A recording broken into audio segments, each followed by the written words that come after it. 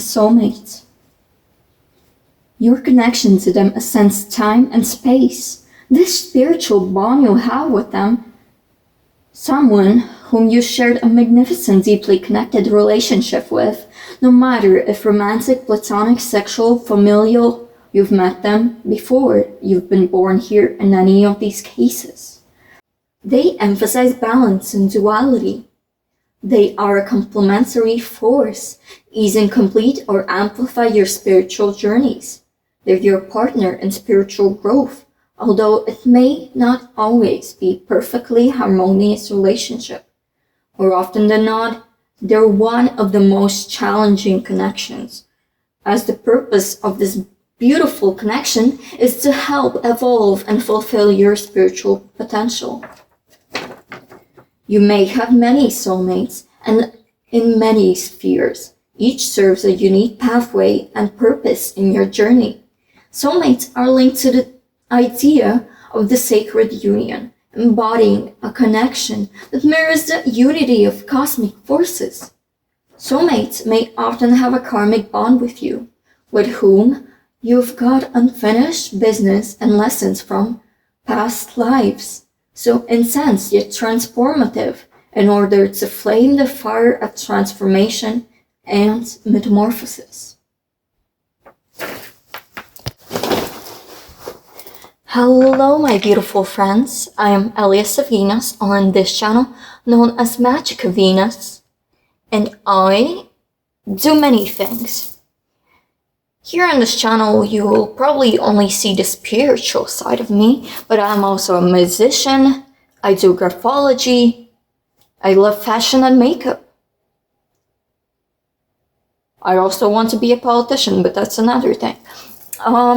Yeah, here I do tarot. I've done subliminals. There's probably an incantation video out already. And so, yeah, I'm an eclectic witch, occultist, and I love the esotericism this life has to offer.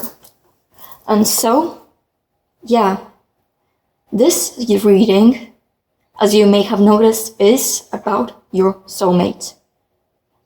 I like to specify your romantic soulmate. Yes, I said there are platonic, familial soulmates. This one will be about your romantic soulmate. And I hope this is out exactly on February 14th, aka Valentine's Day, or the same date is almost linked to Lupercalia. So yeah, choose your pile. If you would like to connect with these piles individually, yeah, this is pile 1. There are no differences of like the aesthetic each pile has to give. So this is purely on your intuition. Or your favorite number, who knows? I forgot to mention this is pile 2, of course. I hope you're not that dumb. And this is pile 3. And this is pile 4.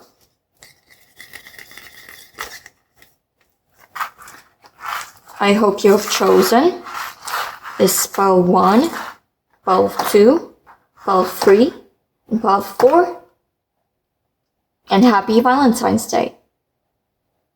I hope you have a great holiday and a great reading. Let's start.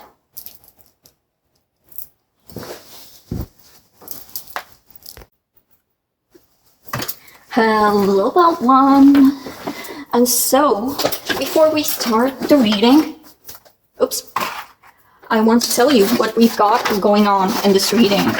So we'll have a part on YouTube and an extended part, probably on Vimeo. I'm not too used to this thing. And so, First, I divided it into, I guess, 4 sections in the YouTube version. And first, we'll have the card representing the relationship's core energy, card representing the individual energy of you and your soulmate. Then we'll have the astro dice for core personality dynamics in the relationship, focus area in the relationship. Second, we'll have their personality and physical traits, career path and interests, significant letters associated with this person.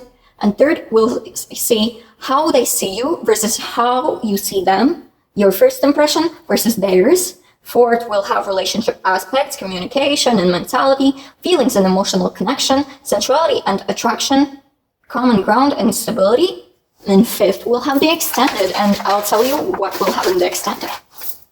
Where you'll meet them, how, at what point, location, the journey divided into 5 stages. 1 is the basis you've inherited from your past lives. Then we have the growth you'll have together, the culmination, the afterlife with them, and the next life with them. Then we'll have lessons in each stage of this life. First is not having met them yet. Second is start of the relationship. Core of the relationship. I guess core stage of the relationship. The gray days of the relationship and death. Then the purpose of each journey, stage, challenges to overcome the... Fuck. I'm going so fast. Purpose of each journey, stage, challenges to overcome to earn each lesson. And 3, why did you meet again? What was so significant about your connection that you had to meet again? Then we'll take a small look at your past life and small look into the next one. Will they be there? And then lastly, we'll have guidance from the Aphrodite and the Lilith. And yeah, we can start now.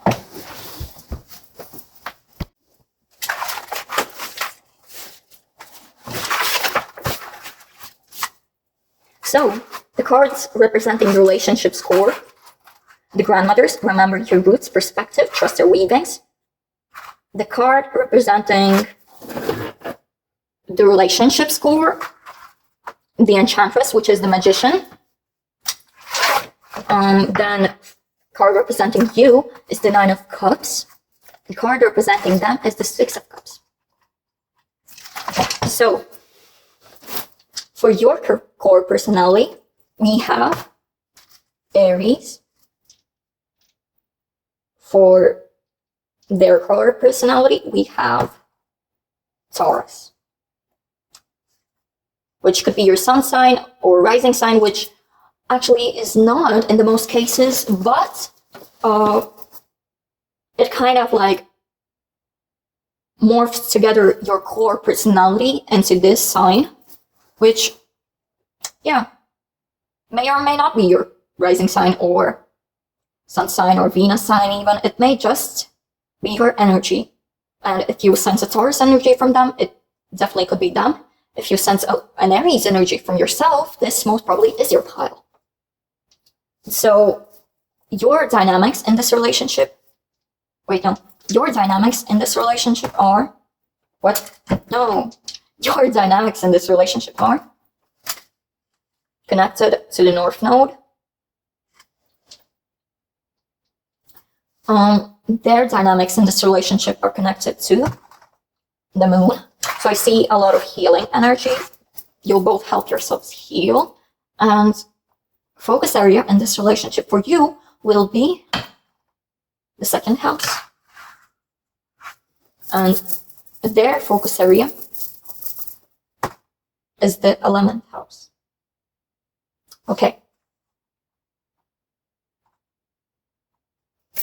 So, let's begin. So, the oracle card you got for the relationship's core is the grandmothers. It's about remembering your roots, perspective, and trusting your weavings. The rose was here long before you and me, and long before humanity itself. She holds within her the rememberings of civilizations past, roots that reach back for millions of years and hold the codes of creation. They carry with them the songs of the ancient grandmothers on earth. Can you hear their songs? So when this card appears, it's an invitation to reach all the way back, to go forward, to reach your roots deep, to soar high. So, also, why do we have 16 out here? No, it's 96, kind of. Fuck. So, yeah. This relationship will be all about healing with remembering. With remembering probably your childhood or your past lives to heal. And you'll only be able to heal when you accept what's been happening before. To heal, you'll have to trust that everything has its own purpose in your life. You have to trust this person to heal. And yeah, I'm rambling all about healing. Since, you know, we have the North Node.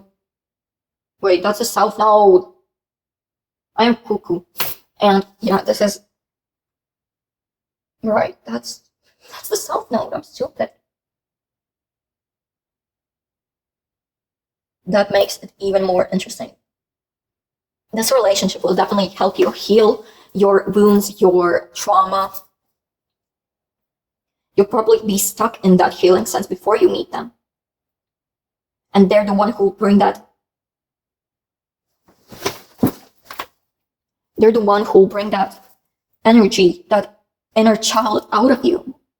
That inner child to escape those wounds, to let go of them. So yeah, we also have the Enchantress, which is the magician. So basically, you'll manifest this person in a life stage in which you'll be the worst in your trauma sense. So when you are grieving your trauma the most, your past trauma, they'll appear in your life. They'll make you remember everything, which may be very challenging. But the key point is healing. They'll be the healer of your life. Your energy seems to be like impulsive and harsh on yourself. You may lash out when it's getting too much for you, when it's getting too unbearable. They'll be the grounder. They'll be the healer, they'll be the grounder, they'll be the moon.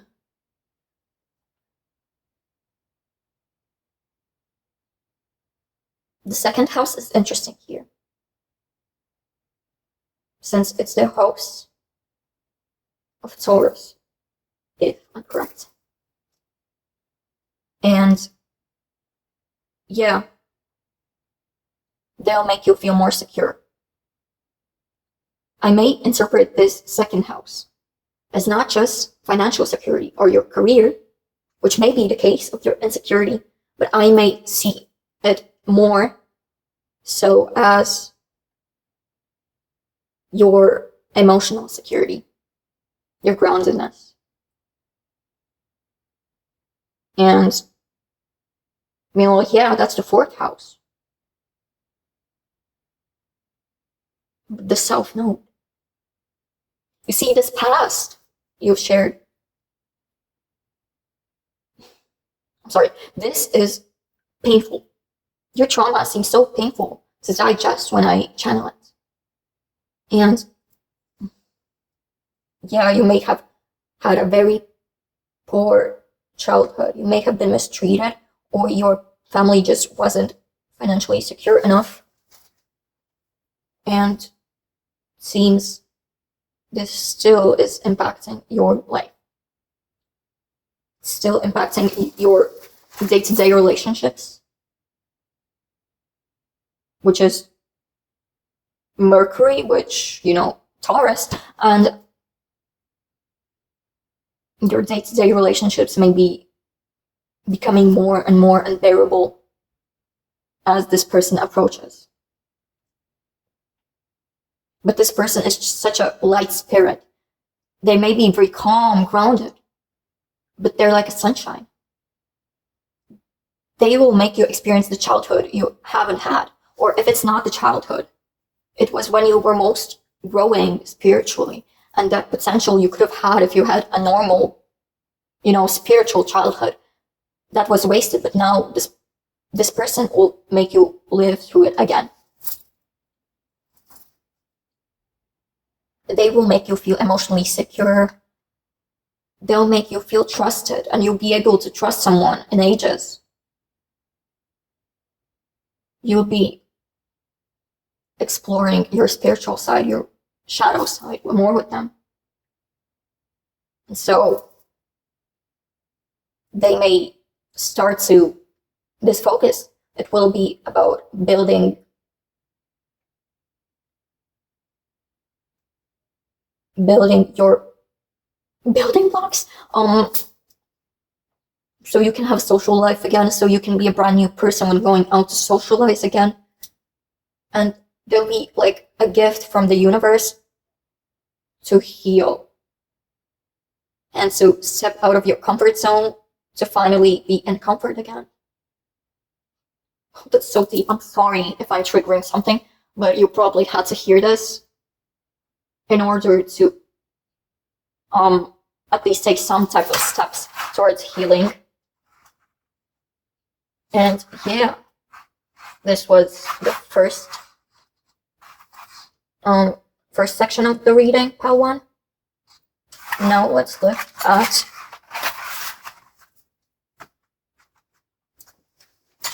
more so, I guess, their side of the reading.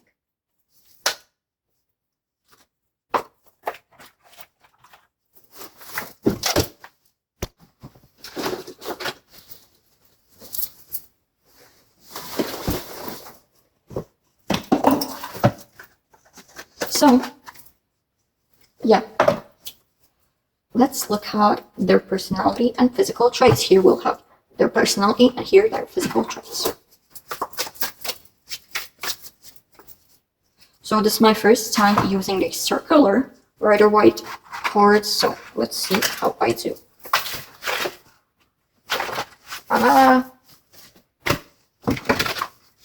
Right, I can't. I have to shuffle them my usual way. So, your personality.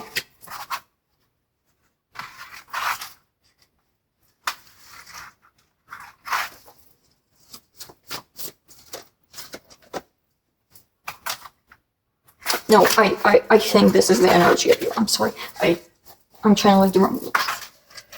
So, their personality.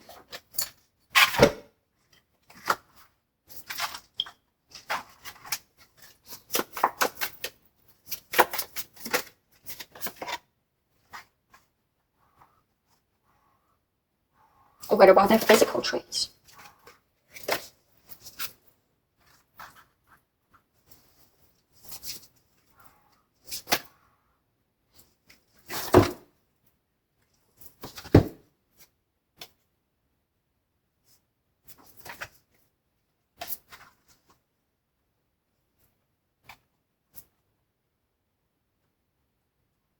Okay. So about their personality. Definitely sensing their healing energy and the fact that they're a soulmate. Or at least the soulmate that heals you the most.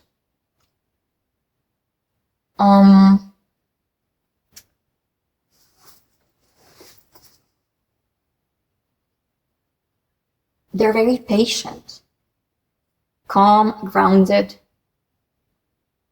They're very here, and they're very present.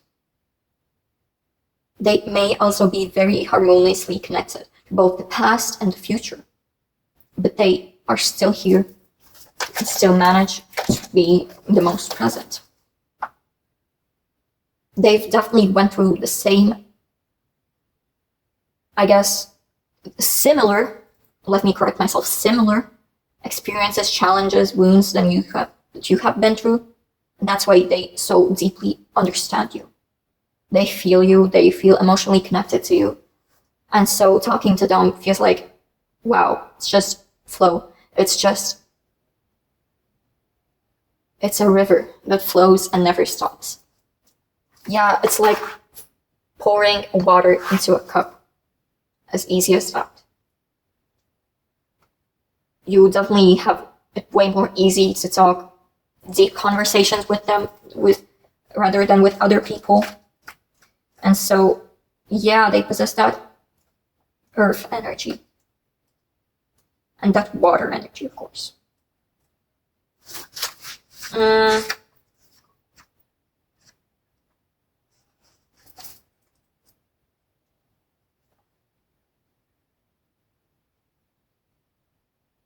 So, here we have Capricorn energy.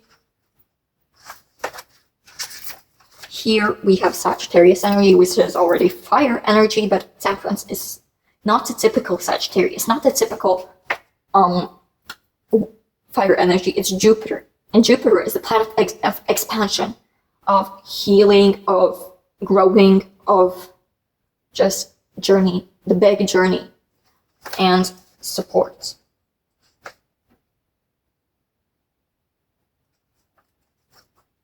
And the High Priestess is associated with Mercury, which is, here we have Jupiter, here we have Mercury, here we have Pluto with the Capricorn energy, but Capricorn. What am I saying? It's Saturn. So they have a beautiful blend of both Jupiter and Saturn energy, which is, they won't be purely optimistic, they won't be purely pessimistic, they'll be realistic. They'll help you discipline yourself, but they'll also help you embrace yourself. They'll help you find beauty in life, but they'll help you open your eyes that nothing is going to happen if you just sit there and die in this moment. And, the journey you share, it will be long. It will be with both mountains and the sea, with caves and darkness, but still brightness. I'm talking metaphorically, but maybe you'll travel a lot too, since Sagittarius, it's a traveling sign, it's moving, it's fast, it's furious. And with that, I move into the physical traits. So, this person, they're definitely very vigilant. They're, flexible. Their body is capable of many things. They may be strong, they may be fast, but they definitely could have some health consequences of that. Or maybe their health is even the reason why they're, for example, hypermobile, which is just an example. But that could definitely be the case with these cards. I see that they may have even curly hair. They may have softer yet beautiful features. I need to wait. So here we have Venus and Scorpio. Venus and Scorpio, they're sexy. They are sexy. They have this magnetic charm to them. They embody both water sign, but also air sign features, which could make them look both athletic and sharp and built, yet they look soft, round, and still healthy and beautiful. They may have very distinct features on top of a very,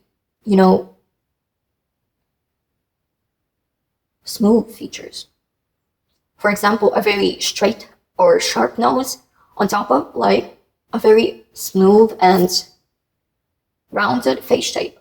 But that's just an example. Go further if you would like to know more about that, if it's that or that.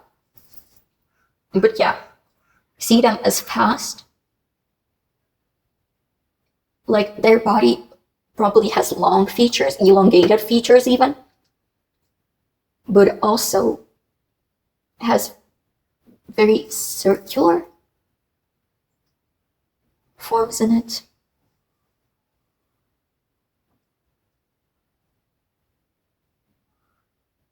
If they have a lot of muscles, they aren't like bothersome. They aren't too distinct. They're athletic looking, but yet it suits. Okay, so I made myself some tea, not just to the deities. And let's look at their career and hobbies, interests, whatever comes. Okay.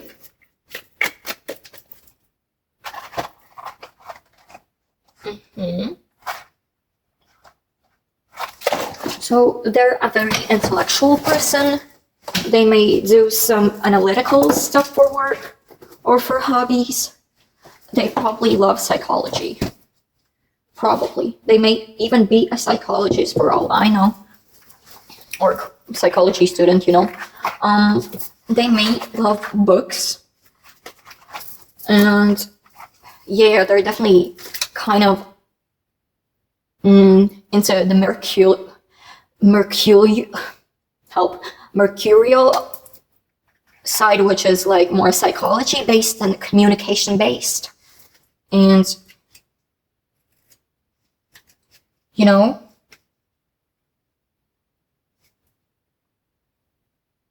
they also probably love manifesting.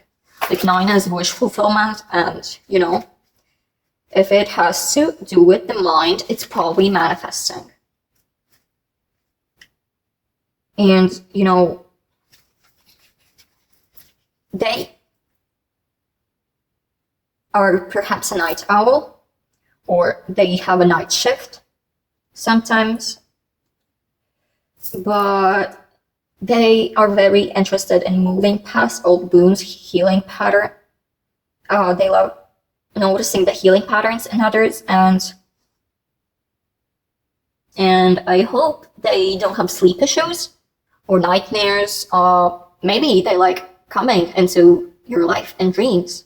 Maybe they like sending themselves to your dreams.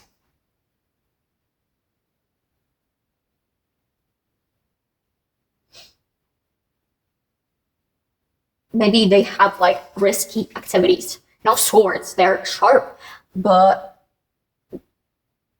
they can be dangerous for an inexperienced person. So maybe this, like, I don't know, psychology is a dangerous game if you don't know how to play it, you know? And so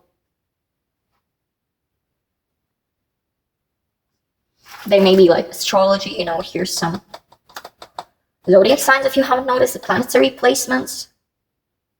But, you know,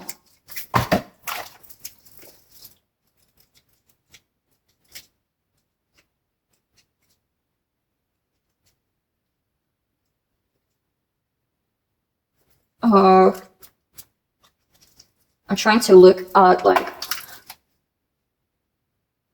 you know, what I can notice in these cards. So usually they're kind of diplomatic, and they're, you know,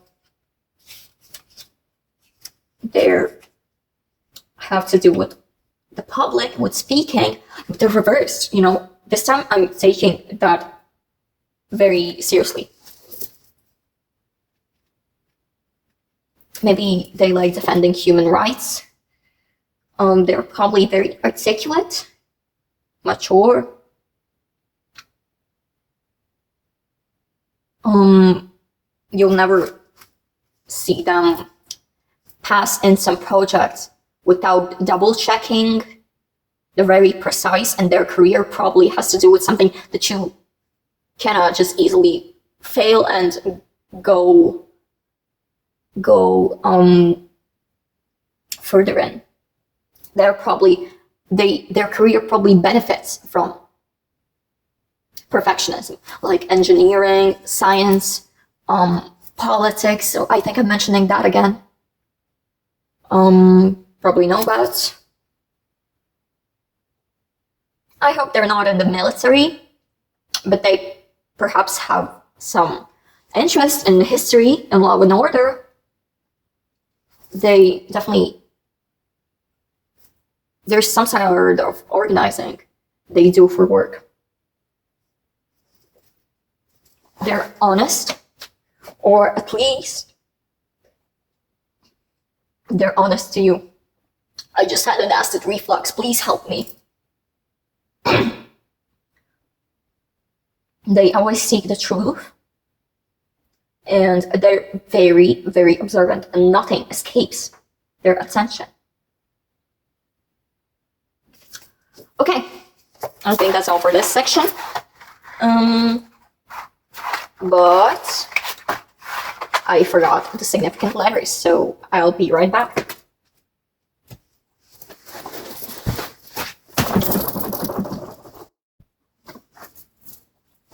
Okay, let's look at the significant letters.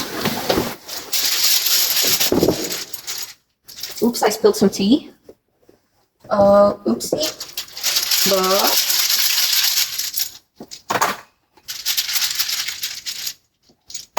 okay, I think that's enough.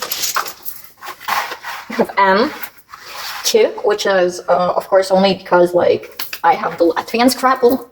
Yes, I'm using Scrabble letters. So you may take this as a K, or if you're Latvian, take it as a Q. S, E, N, or N, S, and others. So double letters can be significant. They may have double letter placements. Might see as ruining everything. I'm sorry. Others will have to see a wet paper sheet. Then we have D and Z.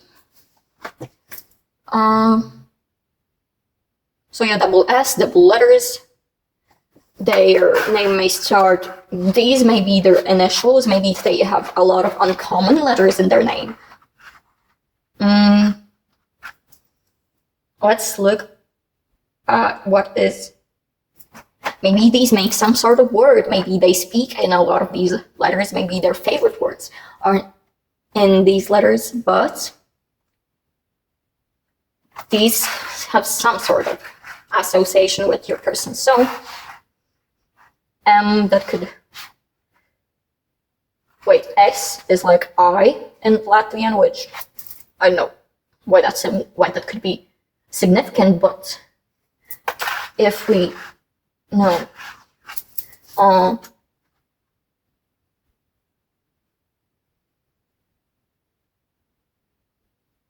we have seds, which is to cover, or blanket, but blanket of course sedzenia, cover, maybe they like cover some of your insurance business. They're very generous perhaps.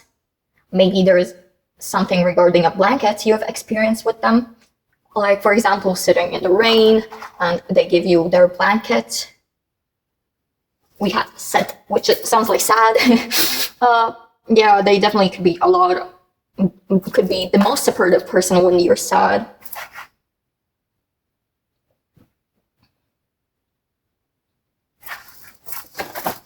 Oh, with the S, they probably have made you discover yourself, discover who you are.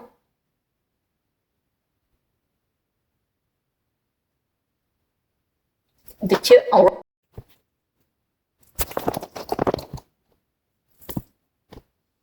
Okay, yeah, I mentioned Kemre, which was a district in Jūrmala, where I live, in Latvia, and I'm Latvian, of course. Although I don't live yet. Yeah. Let's look at what else happens.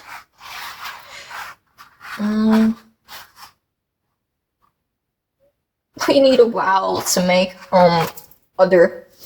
Wait, I'll look if they have any significant letters that are also vowel, that are not E. I. So they have I, which already is a lot better. Mise. In Latvian, that's just the time when you're at church and it's like a scheduled, like, how was it called? I forgot. Like, it has a schedule, and then it goes by the program, and it always is the same. It's like a routine of church meeting, I guess. Cis. Cis is a homonym. You can also think of like cis as in a cisgender. And if you remember the S's from cis, it's on. So maybe they have to do something with your gender, your identity. Maybe they helped you discover yourself, which I already mentioned. But cis is maybe like, if they're a woman or feminine, they're like a sister to you. Or even if they aren't like feminine aligned, they still could have like these sister type of energies coming from them. And we have Sid, which is a name.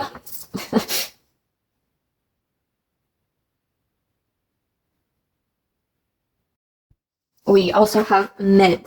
Maybe you thought they look mid at first, but then you fell in love with how they look. Miss, which is also a homonym, and it's also I think I said homonym when I should have said homophone. And this is a homonym, miss. Like, hi miss, may I get something, something, something?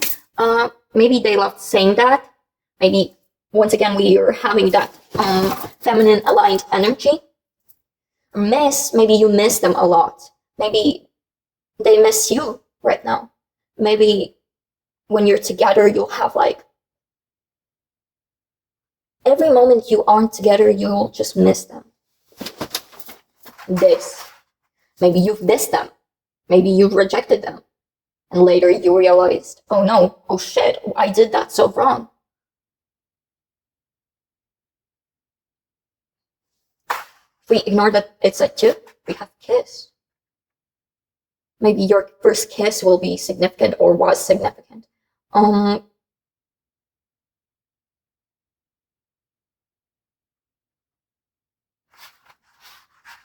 Dicks. I don't know, chicks with dicks, because we have a lot of feminine aligned words, and then we have dicks. What about, I promise I can say this. Dyke. What if they are a dyke? And oh my god, do we have a transbian relationship here? I love that. I'm a transbian myself, kinda. And what else? Mike. We have Sid, we have Mike, but everything else is feminine. Then we have dicks. That's so interesting that that's the only words we find. Kids. Maybe you met your soulmate when you were a kid. Maybe you really plan on having kids with them, or maybe kids are something you will miss. Maybe your soulmate can't have kids. Maybe they're infertile. I think that's all for the letters. So let's move on to section 3. Hello, beautiful pile 1, my ladies and gentlemen, and everyone in between and beyond. I am back, and it's only pile 1. Yay! Doing tarot readings is a love and hate relationship for me. I love doing them because it helps me practice tarot, and it helps me like feel that I'm useful in this world, or at least that skill of mine is useful. But it also tires the fuck out of me because I always feel like I need a minimum of 4 piles, while the maximum that gets watched is literally 3. But still, yeah, I'm really grateful that you're still watching. And now we're only halfway through the reading, so yeah, let's reveal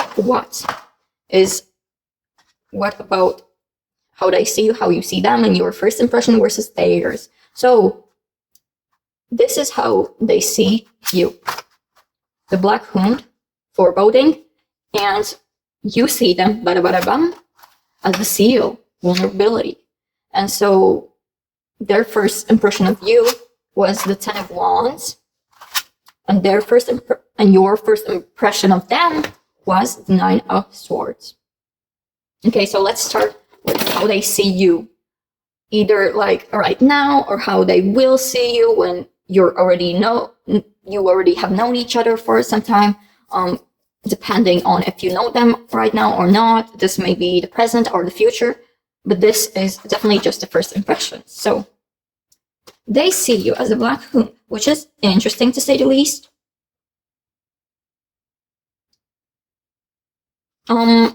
They see you as kind of like, a bit reversed or reserved. I'm sorry. Fuck did I say? Reserved, yeah.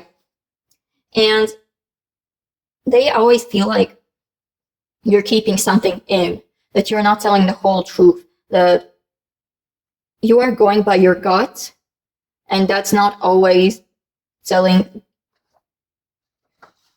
them the whole truth. And so you are very persistent, very wisdom-seeking, at least from their eyes. You are always seeking your truth, and you are afraid of not being correct. And so, yeah, they find you very mature, very like old soul type of energy, that they've known you for more than just the last life. So they feel like it's been many lives with you. They feel you are like a guardian to them. Even if the roles sometimes may be reversed, they feel like you're their guardian, that they still wouldn't be here if it wasn't for your energy helping them. And so something you see them as is the seal. You see them as very kind, very generous, very self-sacrificing, especially for you. They've given you so much that you just feel never-ending great gratitude. And yeah, first the relationship with them may seem kind of like, oh, they're just a friend, they're just a good friend, they're just my bestie, But you realize, oh, this is going into something deeper, something more spiritual, something more emotional, something more, appealing if it goes in the wrong direction. But yeah, you can't help but forgive this person. This person is just a softie. They always put their emotions out in the front. They're honest. They want you to know how you feel. They want to know how you feel. They want you to know how they feel, And still, they're kind of like a cheerful healer, You might be like a wise soul that has come to protect this world, but they're here to uplift you, to keep you going, to keep you safe, but in a different way, You're both keeping each other safe, but in different ways. I forgot already what I was yapping about previously, but I think I'm starting to remember. So their first impression of you was that you're gonna be a problem to them. Like, they felt you're so fun and chaotic, yet intriguing, yet confusing. They were like overflowing with different thoughts and emotions when they saw you. Like, they definitely didn't feel it like so outwardly, but something was rushing in them. Like, they were confused. They thought you were just a random person they stumbled into, but their first impression was definitely one that they felt you're kind of uneasy to handle. Like, they felt your energy, it's heavy. But, they didn't know you're gonna stick in their lives for so long. In their life. But they definitely thought you're not gonna be a good influence to them. Yet you are. And here's the thing. You're a good influence in a very, direct way. You're an influence that will wreck to reconstruct. You're an influence that will break something to make it more easy to glue it up again. You won't just put a band-aid on, you will rip the scar open and just sew it if it's not ready enough to be sewn. But yeah, your first impression of them was that they're kind of like anxious. They're stressed. They're over the fucking horizon with their thoughts. Their thoughts were so fast. They were running like a tornado around you, and like their energy was like hop, hop, hop, hop, hop, hop. And you couldn't just like catch it so easily, and you still maybe can't. There's someone who you can't like get in touch with so easily because like they're so, rapid. Their moves are rapidly stagnant, drastically, extremely fast. They're like, it's like the Enderman in Minecraft. Okay, so it's actually like, if you slow it down, it's running. But your senses cannot get a hold of their running. Their thoughts are so fast that it seems like they're teleporting. Okay? Okay, that's it for this section. Let's go to the final section. So welcome to the fourth section, the last one. If you aren't watching the extended, but I really recommend you do so because I hope the prices will be cheap enough. And it will be like this whole reading again, but more deeper, more spiritual, more detailed, because of course it's going to be a more specific group of people since not everybody's going to pay, So yeah, let's look at the relationship aspects right now. We're using these cards, right? I hope. So let's start with communication and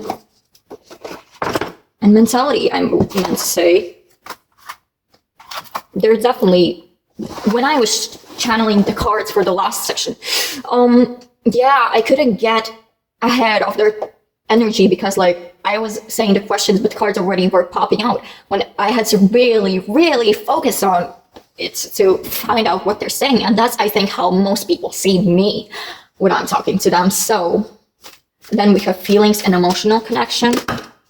Damn, that was a jump. Okay. Feelings and emotional. Okay, feelings. The Queen of Wands. And emotional connection. Ooh. It's the impression. Okay. The Nine of Swords. Sensuality and attraction. Bruh, I almost burned the cards. Bruh. Sensuality. And attraction. Common ground.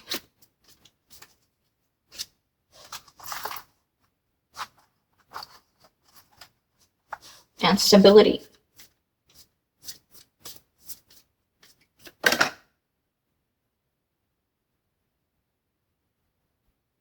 I don't know which one to pick, so you're having 2 cards for stability because we need that extra support for this massive energy, I'm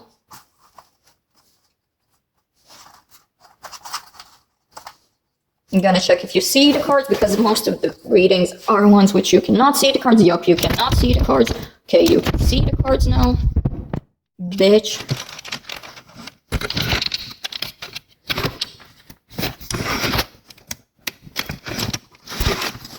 I have a new stand, so it's hard to get used to it. I mean, did you see my feet? I hope you didn't. I mean, I'm not ashamed of my feet, but I hope there's not, like, kink shaming, foot fetish shaming, but I'm not a foot fetishist, but I don't want you to shame them, so don't comment anything of my feet if you see them. Hopefully, I'm gonna cut this out where I'm just adjusting the stand. Ah, feet!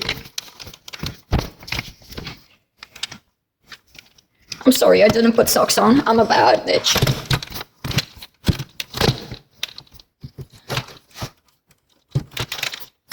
Okay, I hope it's gonna be okay. wait, I'm just... Okay, you're gonna see most of the cards right now. So, about the relationship aspects. So, the communication is one that lets you get away from this world struggles, you know?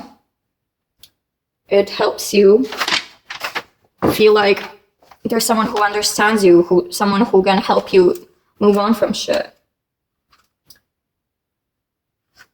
They give you smooth, but yet introspective and very deep, transformative energy. That communication, it's both disciplining, but also bonding, and also just one that heals. Take a shot every time I say the word heal in this pile. No, don't. I don't condone alcoholism. And I think I would have made you drink a bit too much.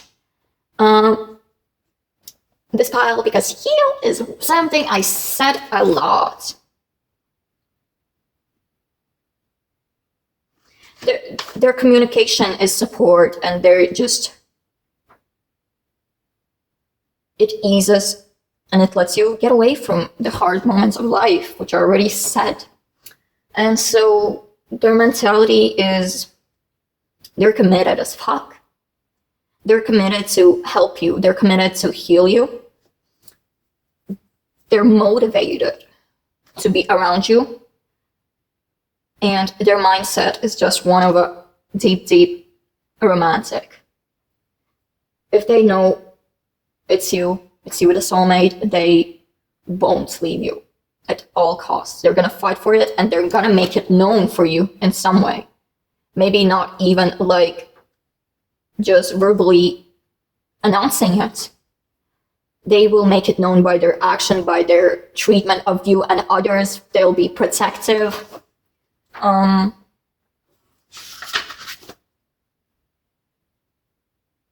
You know, if they're a witch, they're a love witch. If they do magic, it's for you. If they protect someone, it's you. And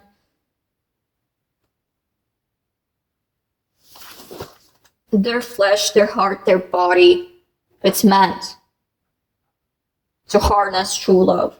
And so their mindset truly reflects on it. Their mentality is dedication. They're both dedicated for this connection, but they're also dedicated for all their other goals, you know? So the feelings and emotional connection. I love these. The emotional connection, yeah, it could have some improvement, but I know you can do it. So yeah. The feelings, they're fierce, they're passionate. They'll be so passionate about you that it can sometimes be scary what they can do to help you, to protect you, to encourage you. They'll do, you know, their feelings is just pure gut feeling that they must protect you, that they must help you, that they must dedicate themselves to you. They're sacredly chaotic, you know. It gives you both pleasure but pain. The pain plants a seed, and the seed grows fruit that can rot if not taken care of enough. The feelings, to be pleasant, to be fulfilled, you have to be aware of them. So, you know, they are inspired by you. You inspire them a hell lot, you know. They're a guardian. They're powerful. And they are confident enough to claim it. You're lucky, pal one, you know. You're lucky. And as for the emotional connection, it's unstable, but it will make you think a lot. You will think of them a lot. They will think about you a lot. They will be... The emotional connection is like your minds are connected. And so your pain will be reflected in their pain in different ways sometimes, but sometimes you'll be literal mirrors.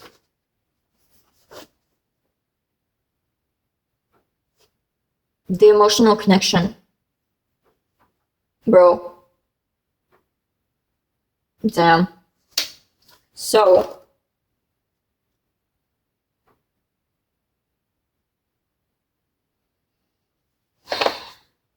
they feel your pain. They know your pain. They reflect your pain, but they heal your pain.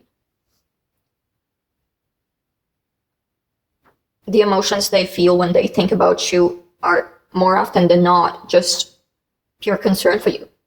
You're concerned for your well-being, for your safety. And yeah, that's beautiful from one point, but it can also make them feel not okay, because like they love you, they're dedicated. And so just please, when you know who it is, let their concerns be remedified. If the concern is like an actual claim you can assure is true,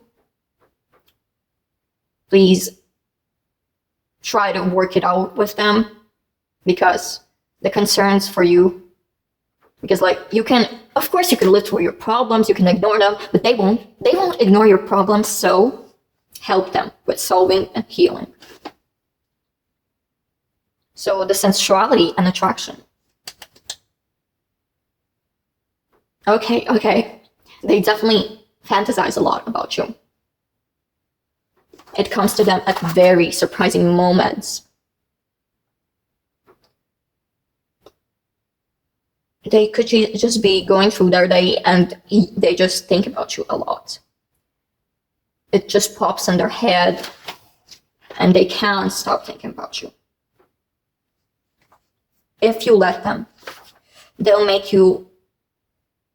do anything to make you feel pleasure, to make you feel safe.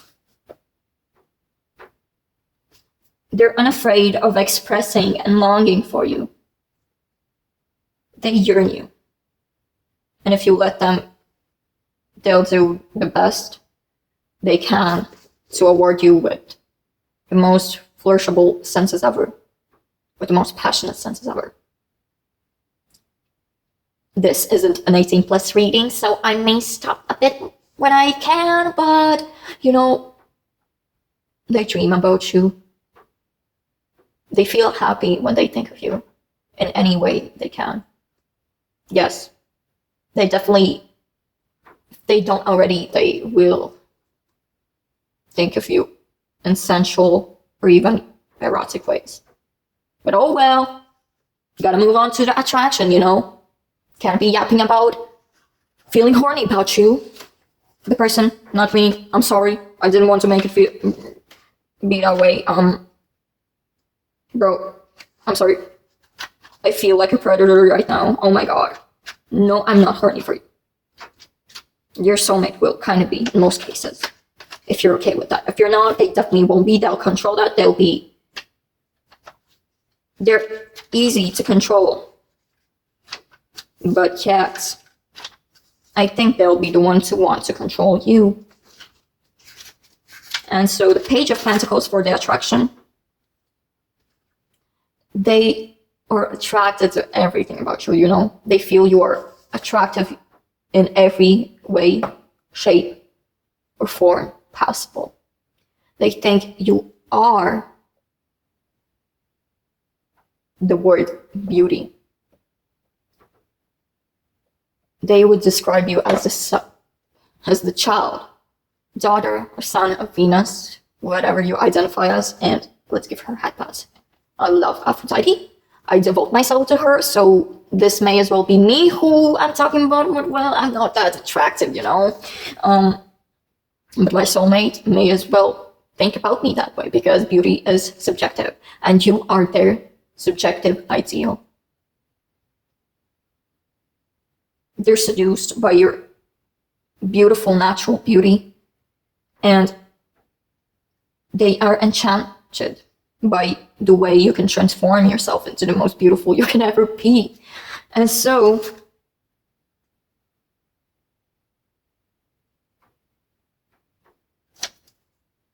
Wait, I talked about myself just now, but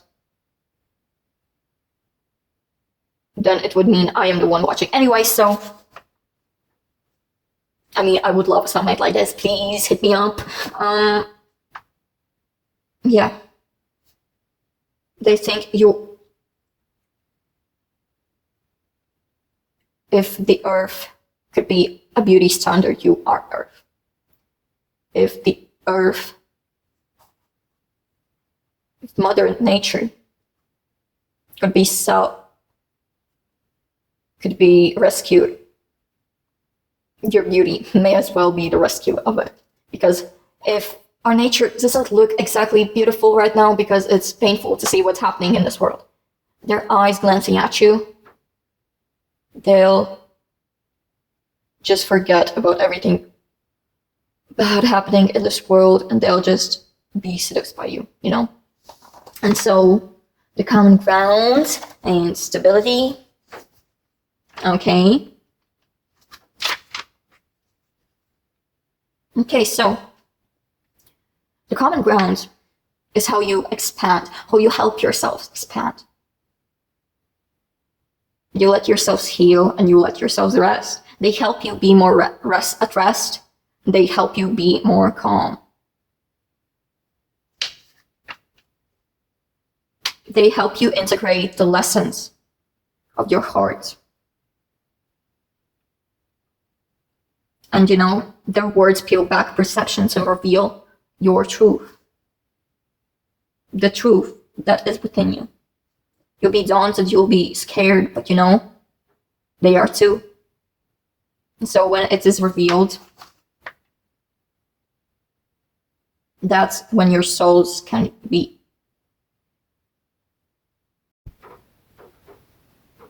I'm sorry, my phone kind of needed to charge a bit. And so for the stability, okay, I definitely see that it will take patience for it to get into a stable connection, into a stable romantic relationship. So if you know them already, don't expect the relationships to start immediately. If you don't know them already, the same goes for that. But if you've known them already for some time, I think hearing this is probably a sign that it will be lovely soon, you know, that it will stabilize soon into a committed relationship, you know. But if you don't know who this person is already, I don't think it will be soon enough that you start dating them, okay? And as for the King of Wands, I definitely see that this person will be more initiative towards you, not you towards them. And when it gets hella stable in your relationship, they will boast about it, okay? They will know they've gotten a hottie like you. They will let everybody know that they've captured this amazing person, okay? That they've got this Queen of Wands, that they're the King of Wands now. They of course want to boast about it because, like, you know, when you've made them sure that it's okay to do something, they will only do it then. They really value your consent. And, you know, that's the stability of it. They really value your consent. And so, you know, when they'll want to get risky, you know, they will definitely just, of course, ask. Who the fuck would not ask? Oh my god. And well, they will definitely make you feel safe, that you're safe with them, that they won't do any harm to you. And if they want to do harm to you, if it's in like a kinky way, okay, why am I letting you get to that? Oh my god.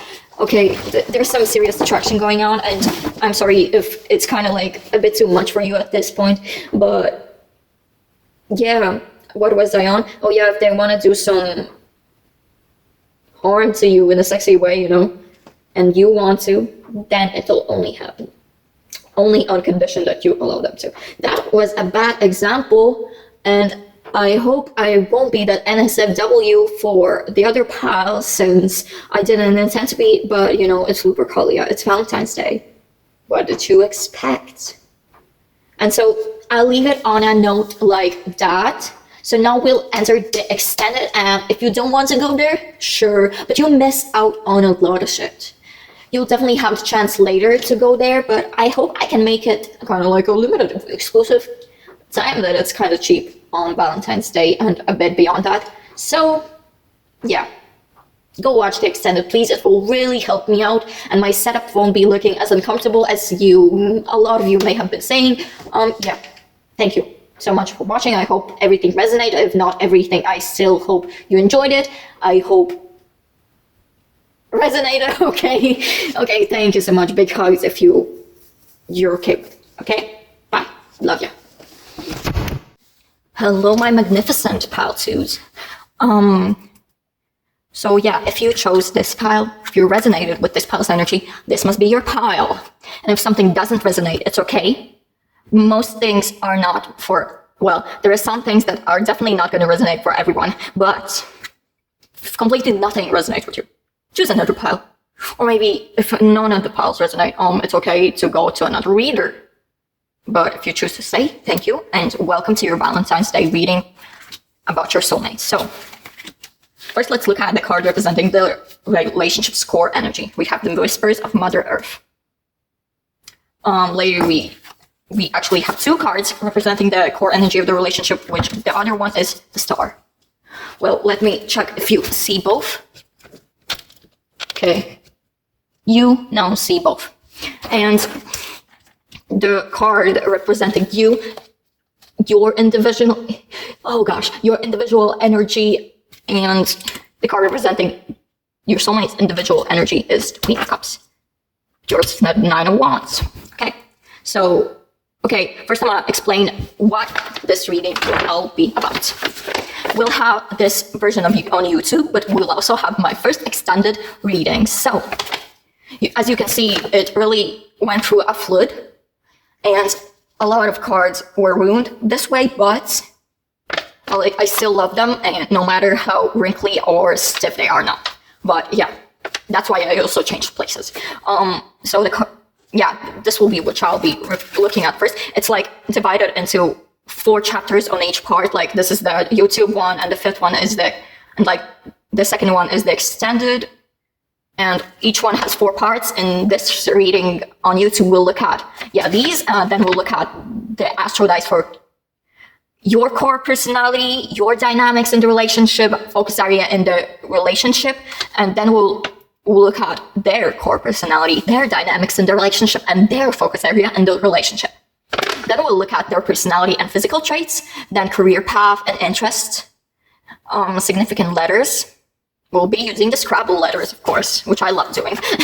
And then we'll look at how they see you versus how you see them, your first impression, and their first impression of you, relationship aspects, communication, mentality, feelings and emotional connection, sensuality and attraction, common ground, and stability. Then is the extended. And if you're interested in the extended, this will be what we're looking at. Where do you meet them? How? At what points? And location. Then we'll look at the journey in stages, which I divided into like moon phases, First, we'll look at the bases you've inherited, then the growth. Bases you inherited from the past life with your soulmate. I'm sorry, that's a bit confusing, but then we'll look at the growth you'll have with them in this life, then the culmination of this life's lessons with them, then the afterlife with them, and then the next steps with them, which they'll probably be in, but we can't know. So the lessons in each stage of this life will be not having met them yet, start of the relationship, core stage of the relationship. The gray days, as I like to call it, is like when you've dropped out,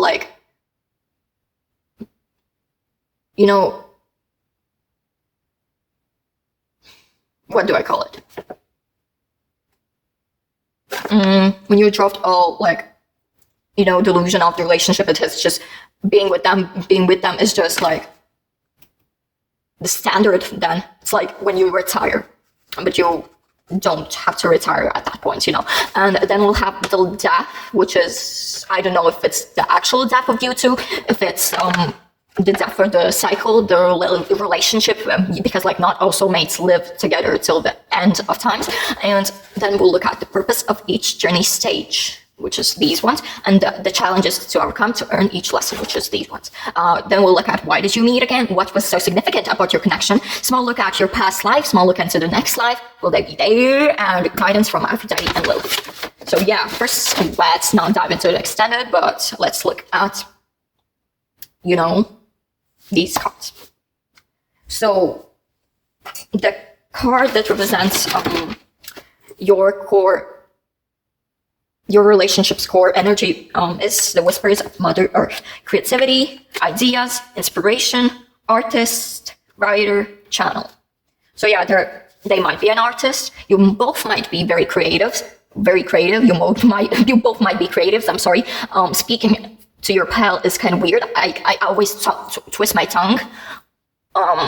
But yeah, that might be something that maybe you have language barriers, or maybe your person or you aren't so good at English or the native language of the country you live in, etc., etc. Maybe they're a foreigner, You never know, because these energies can also manifest onto me when I channel your pal's energy. So,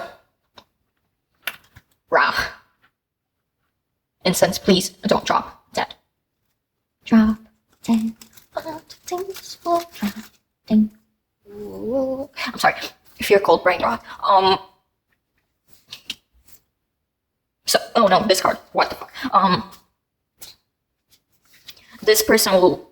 Okay, the relationship's core is like you both together will be a powerful source of creation. This definitely doesn't have to be that like you create beautiful and inspiring children, but it can be. It most definitely can be, but you'll definitely create wonders in this world together. Your ideas will bloom more vividly together. If you're a songwriter, you'll definitely lean towards making so many love songs about them, If you're an artist, this love will inspire you to create beautiful art pieces. If you're a writer, of course, you'll probably write some romantic poetry, novels, etc., etc. But this person, they will definitely make your ideas bloom. You'll be more creative around them. Your imagination will be like linked with them. And your potential will bloom when you get to know them. They'll make you realize what your full potential. They will make your inner artist just like pop off. And yeah.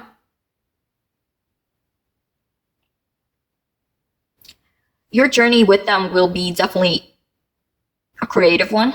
Very inspiring, very colorful, very, imaginative.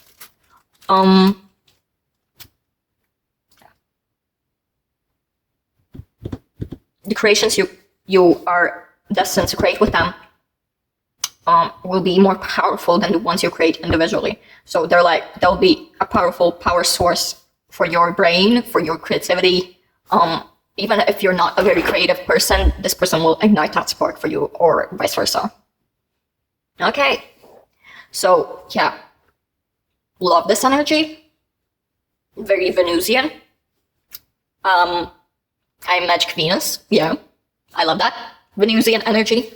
Like, there's Aphrodite even here. But yeah, so now let's look at the card representing your relationship from the Goddess of Love Tarot.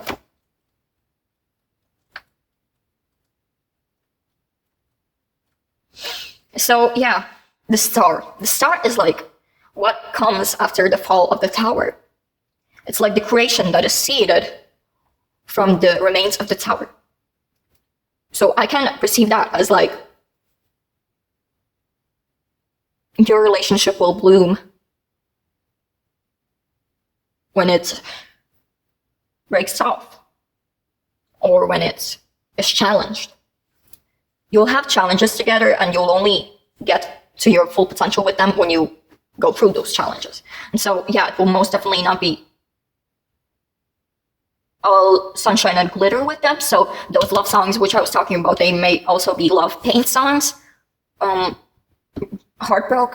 heartbreak songs. But when if you do get heartbroken by them, or vice versa,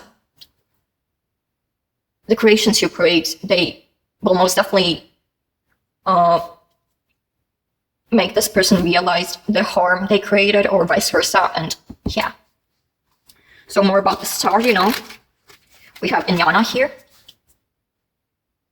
And Inyana, I love her. Love her. Lilith and Inyana are very similar. They even get mistaken for each other in many scripts. But Inyana is also like the preset that was the base that was used for creating the myth of Aphrodite. So she's a fertility goddess, she's the goddess of love, but also war. She's the goddess of Martian energy, but also Venusian energy. So like, I would say she's like the grandmother of both Lilith and Aphrodite, but yeah. Yeah, so what about Inyana? Why did I mention her? There's this very sensual part of her, very sexual even. It's fierce, but it creates beauty. It creates this beautiful,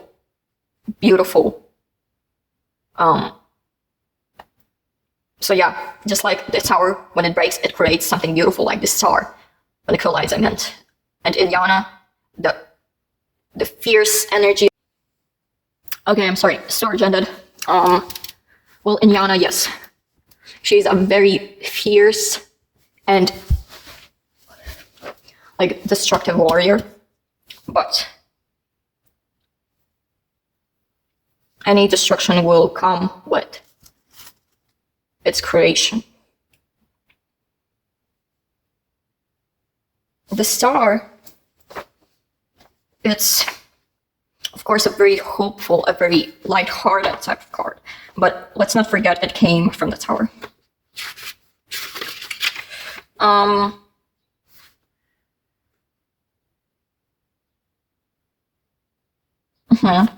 Okay.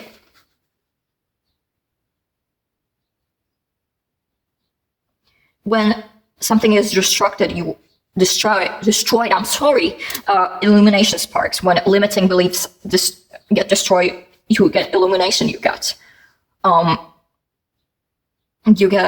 enlightenment. You finally know what was not known. You enter the mystery, which is no more a mystery.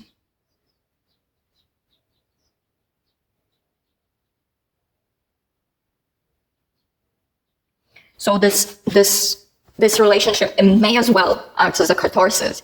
It will ignite the most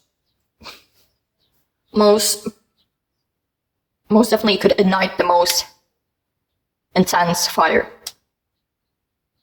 But everything afterwards will bloom after it. Okay. So you in this connection are represented by the Nine of Wands. And the Nine of Wands, its correspondent is Moon in Sagittarius, and what can else I say? Emotional exploration. You in this relationship will most definitely be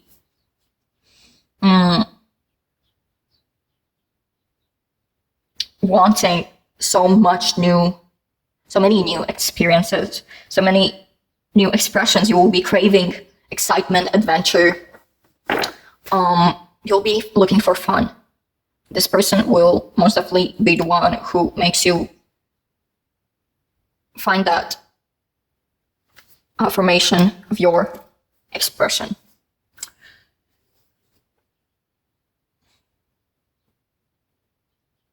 Maybe sometimes you'll be fired up in your head, too fired up in your head to see clearly, but perspective will be required, of course. You may have to, like, it will be necessary, to be honest, to escape thinking that is limited, that is inside of a box. You'll have to think out of the box most of the time to let this relationship go forward.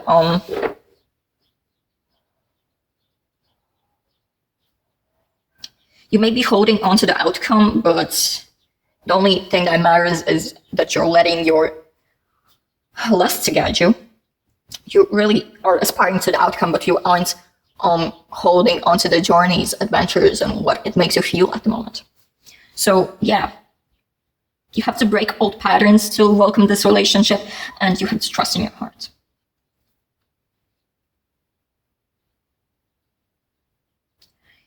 You probably know there's another way, yet it's the last step to let go of the old way and enter the new way, to embrace the culmination of this journey, enter this new cycle of the star. And the Queen of Cups, your person is Queen of Cups, yeah. The Queen of Cups, yeah. They definitely have a lot of water influence in their chart, or are just like water.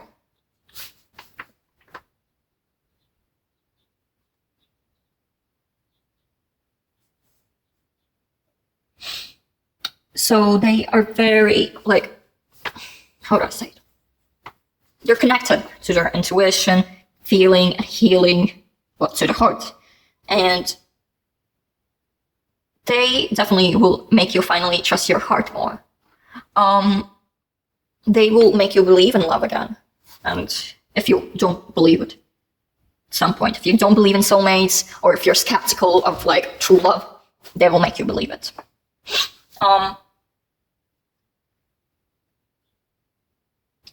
Their instinct always has a final word, you know?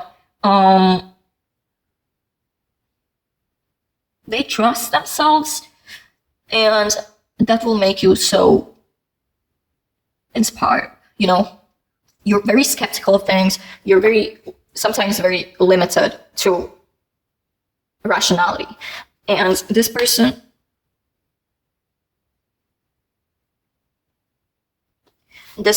will help you not be overwhelmed.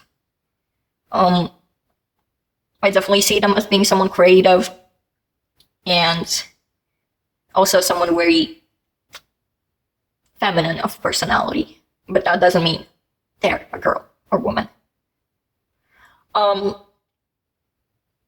Yeah, they're graceful, they're beautiful, they're magnetic. Yeah. So now let's move on to the astro dice. So where is it? Where did I hide it? In my ass or where? Okay, it was right beside me, not in my ass. So I'm sorry. Your cursive core. No. Let's confirm your core personality and let's confirm theirs. Your core personality is Aries. So you may as well be an Aries rising or an Aries sun, an Aries Venus, or have Aries in like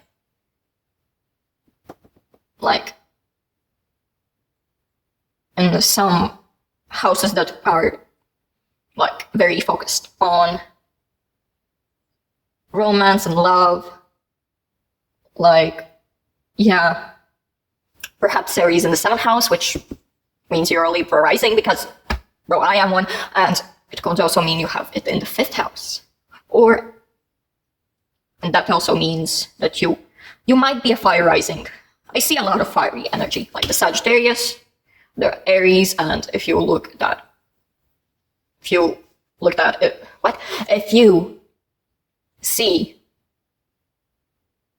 Aries in the 5th house, I guess that's a Leo rising, or in the 3rd or 1st, whatever.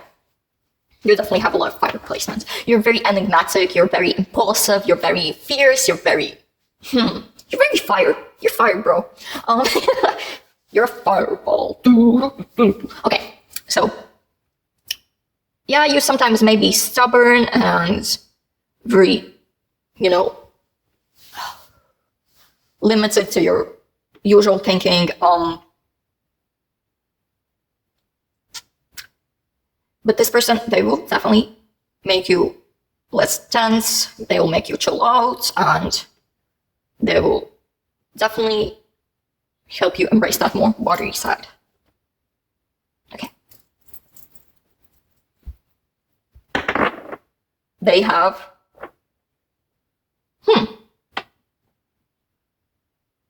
Leo.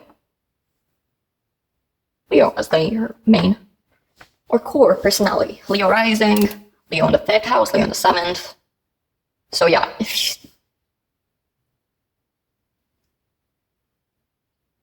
yeah. Okay.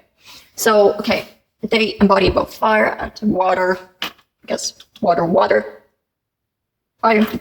And yeah, they're very... Okay, they're confident in their words. Their words flow like water, okay? They can definitely motivate. They're definitely a very imaginative person.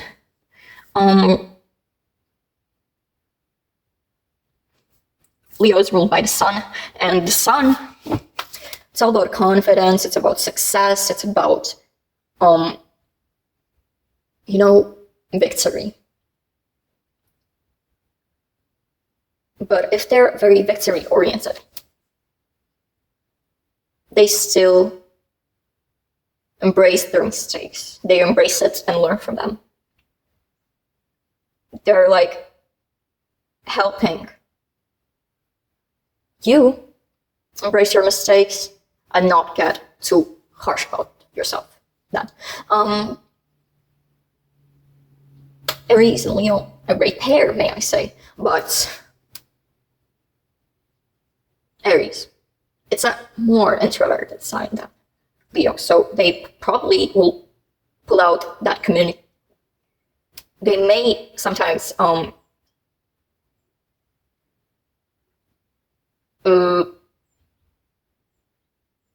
pull more communication out of you than necessary, but they're also one who will heal you from communication wounds.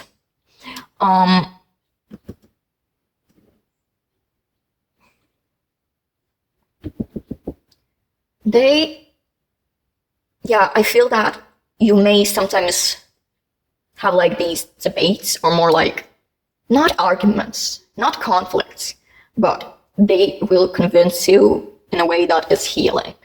They will help you be convinced about yourself.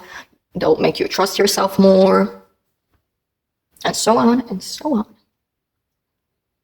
And yeah. Okay, let's look at the dynamics in the relationship, which will be about the planets. Your dynamic is represented by the South Node. And theirs by the Moon. Interesting. Yeah. Leo and the Moon kind of clash together. But it also is not a bad thing, to be honest. What else can I say? But yeah, they seem to be a healer, and you seem to be the healed one. And yeah, they will definitely challenge your past wounds and help you heal them. But it will be very intense. It will be emotional, but they'll make you have those steps forward that are scary but empowering. And okay, Uranus. Uranus. I'm sorry. The Moon. And this one. What? Sorry. Okay, Moon. Yeah. They're very watery, let's say so, but with that Leo influence. Yeah, your dynamics will definitely be ones that you will be challenged by their like harsh healing methods, it's like exposure therapy, you'll be forced to talk about it with them, but that will heal you, that will close up your wounds more easily, I'd say. They will definitely also be very nurturing towards you, but they won't be afraid to say the truth of what's happening. They may sometimes be blunt, and you sometimes may overreact, but in the end, it's not going to waste. and you'll be empowered by them. You'll finally step into your power. You'll finally take back your power, because of them. And they'll be only honored to do so, okay? And, okay, let's now look at focus areas. Your focus area will be the ninth house. Okay, and there's the seventh.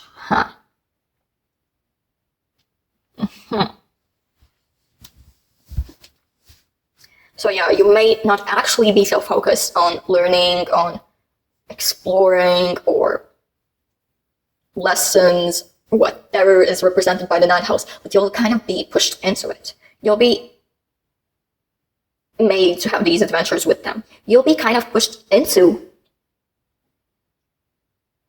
going through that Sagittarius journey. Jupiter rules the ninth house. And, your life will be expanded with them. It will all come with expansion. It will come with growth. It will come with, why do my genes keep ripping? Oh my God. The hole is expanding too in my genes, and your luck will be tested, but also your patience. Your relationship will definitely lead you into a more wiser and expansive person, into a more expansive and wiser person. It will make you into one. Oh my God, I can't speak today. And they will be the one focused on, partnerships. They'll be very loyal to you, so don't worry about that, but they may as well be too loyal. They'll stick onto you like a magnet. And so with their intense commitment, they'll be committed to help you explore the world, to help you learn the lessons you need to heal the trauma you've had. And yeah, the seventh house, of course. From the moment they realize they love you, they'll be like, damn, I have to marry this person, They'll be too committed to you, too dedicated.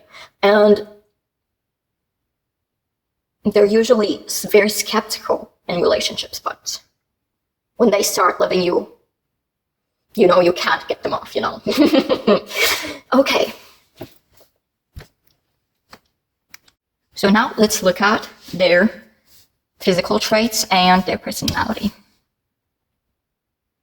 Their personality, they're of course adventurous, but also practical. They're extravagant, but also, rational too. They love experiencing the fun in life and finding positive and something. They love finding the blessing in everything. They love finding the opportunities in each thing they are presented in life. And they're very innovative, very imaginative, but not in a way that makes them feel irrational or delusional. They're just very uniquely thinking. They have a very youthful and lively drive. They are ambitious. They don't let that go to perfectionism.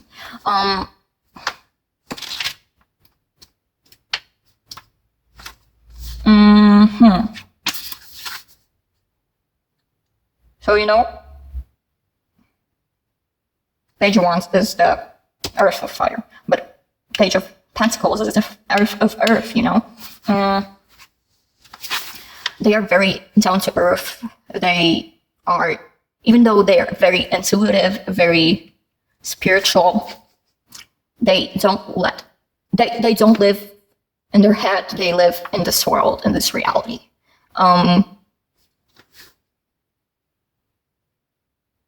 They trust in their instincts most definitely, and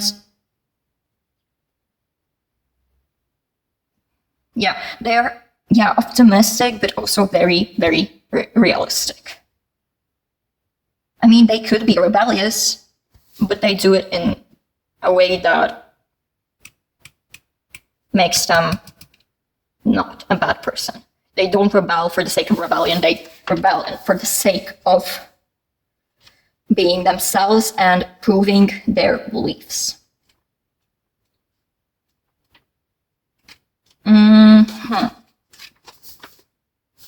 So,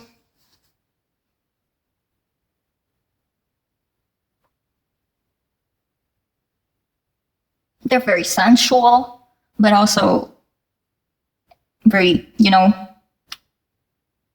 joyous. I don't know how many times I'm going to say adventurous in this reading, but yeah, they're adventurous. And yeah, that's about their youthful and lively personality. Now let's look at their beautiful physical traits. So they're very magnetic, very charming, very, even if they have some masculine traits, you wouldn't say that they look sharp or very, or very, typically masculine.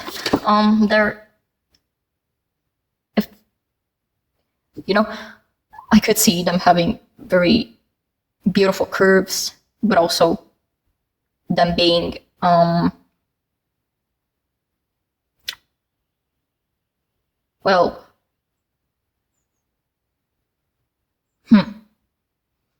they have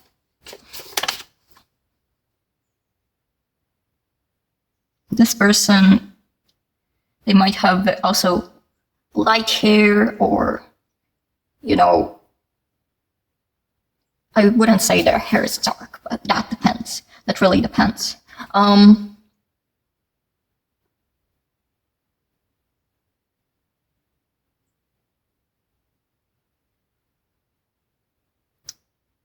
They definitely have like a mature and beautiful body. I'm sorry, I didn't want to talk a lot about their body, but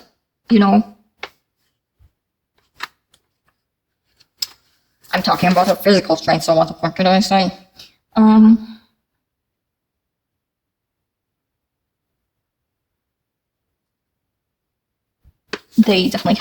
They have long hair. I most definitely would say they most likely have long hair because water, energy, it grows fast, it grows luscious, it grows, that water energy also makes me think of curly or wavy hair,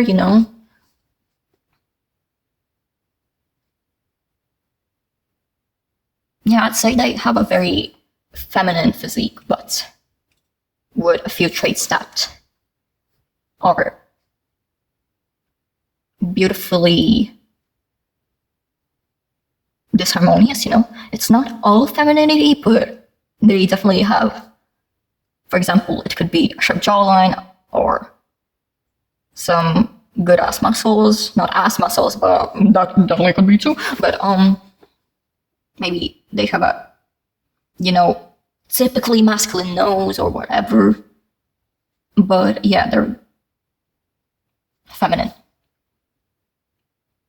Soft, round shapes in their body, but like at many times it can be like narrow or sharp, still rounded. It's interesting. They're definitely very charming, attractive, beautiful. And if I had to say whether they're sexy or cute, I'd say they are gorgeous. None of those. They're just gorgeous. Damn, beautiful. Yeah, that's for this, but I hope it maybe made something clear. I hope they're like your type or something. But let's look at their career path and interests, which we already could guess. Career path. Okay. And interests.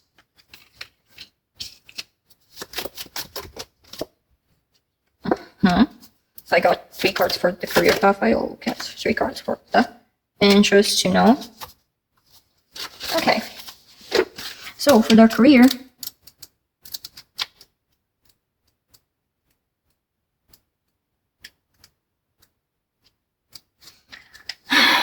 let's look.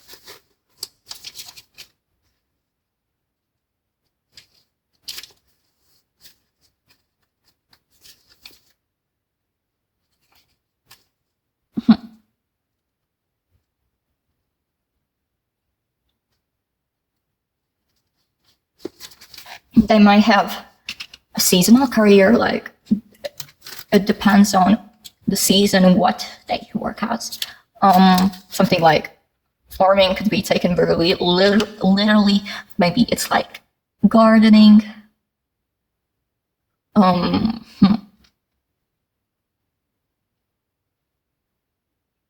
It could also be like, now you've got these cups here, a lot of cups. Maybe they are like a barista or something, because it definitely depends on the season what drinks you make. They definitely work hard on their career, that's a fact, but they definitely have a work and life balance. It's definitely harmonious. It doesn't get in their way, and it also makes them some good money. Or if it's not a seasonal career, maybe something like an artist, you know. It takes a masterpiece, you know. It takes a while to make. It takes some really hard work to make. And it will not always turn out perfect, but you definitely hope it to be. Maybe it doesn't turn out the ways they expect, and that's making me lean towards art, music, writing, which we mentioned before.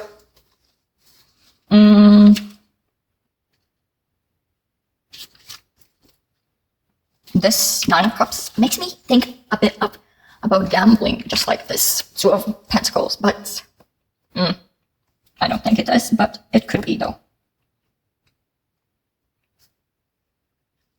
I also lean towards divination because the 9s, they are the cards of wishes, and seeing this card, it definitely could mean that you can make a wish and it can come true. Maybe perhaps it's divination. Maybe they're psychic. What if they do tarot like me? But I don't really do this for money, I think. I don't. But I do have an extended today. And for their interests, yeah, they're definitely into some psychic shit. Maybe it's not their full-on career, but they maybe integrate it into something like that. Like getting a bit of money from making spells, or divination, like having paid readings. It could be a hobby, not the main income. They definitely love the esoteric. Maybe they even like the occult. They're interested into mythology, most likely. I'd say also reading, history,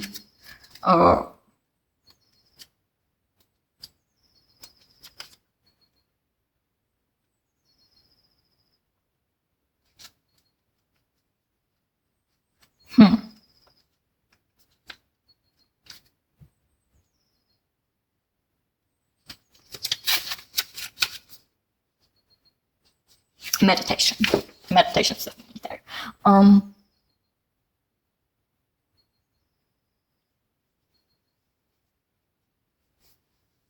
I would say they're also interested into religious history and learning about different religions. And I'd say they're very open to new hobbies, interests. And they also try to make their hobbies into something paid.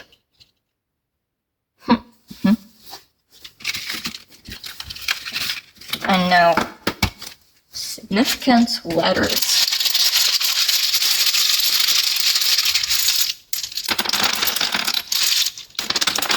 Okay, what do we have here? N, D, I. By the way, there's going to be probably going to be some Latvian letters that aren't in English. So C, yeah, so like CH, or maybe you're Latvian like me, or in any language that you speak, these letters could appear, like the sound of ch. VAAS. Double A could be significant, maybe their initials are the same. Yeah, or double S. Double C could even be there.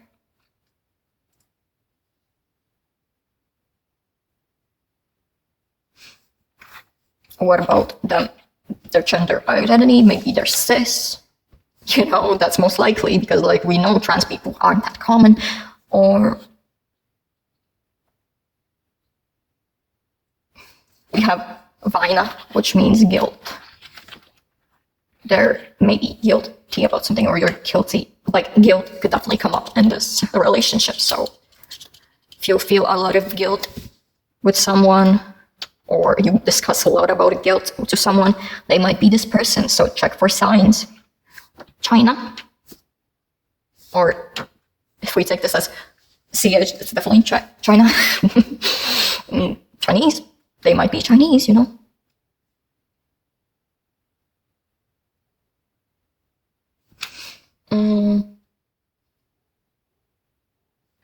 Sis. Maybe they have sisters, or maybe you met them through your sister, for example.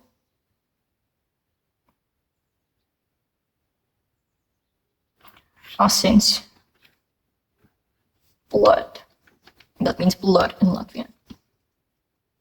I mean, asinis, but asins is like also used a lot. I hope you're not blood related. No incest. Please, no incest. But Vasina, I have a classmate with that last name, but Vachina. Oh my god. Asins.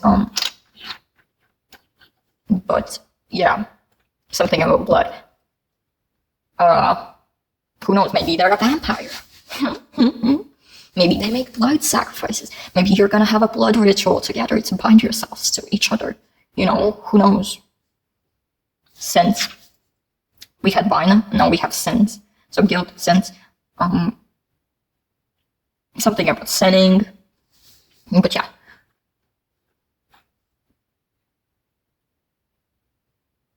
Sid. I hope that's not their name. It's such a goofy name. It's Sid. I mean, I'm sorry. Sad. Guilt, sad, sin. What the fuck? There's definitely gonna be some negativity in this relationship and some negative emotions, but that's a part of every relationship. Yeah. Chad. Maybe they're from Chad, you know? Who knows?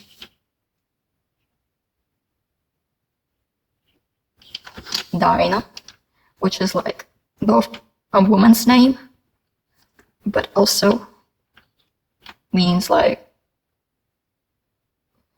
how do I say it?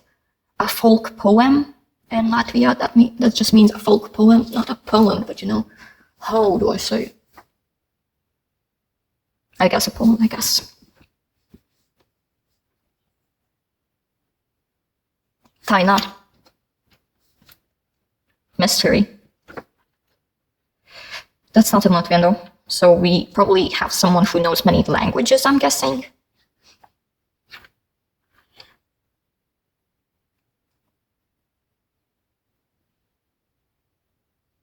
Taisna. So if it's a girl, she could be straight, but if it's a boy, he might be straight, but we never know. Okay, so maybe that's exactly what they're not embracing. Maybe they're embracing not being straight, you know. But we have cis, we have Tysons. You might be a cis couple, cis hetero couple. So yeah, most likely, I guess that's the biggest shock. I mean, I have a lot of queer people on this channel. Trust me. Trust me, I do.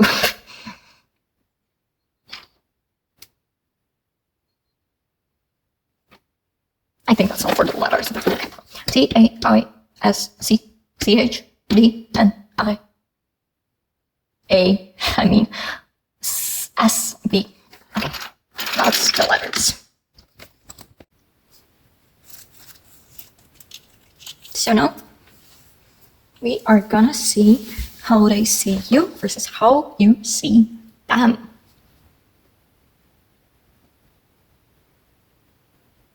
And that we're gonna do with the Witch's Familiar Oracle, to which the cards are kind of all over the place, so I'm sorry. You have to wait a bit until I figure it out. And the flip, it absolutely did not help me.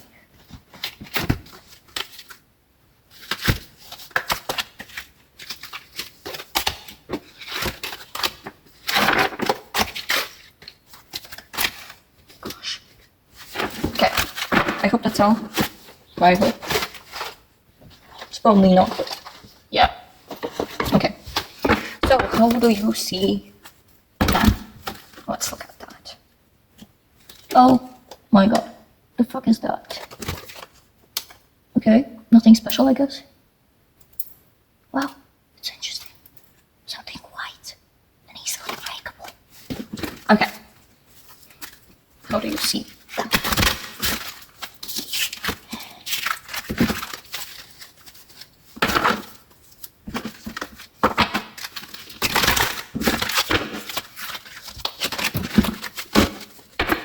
How do you see them?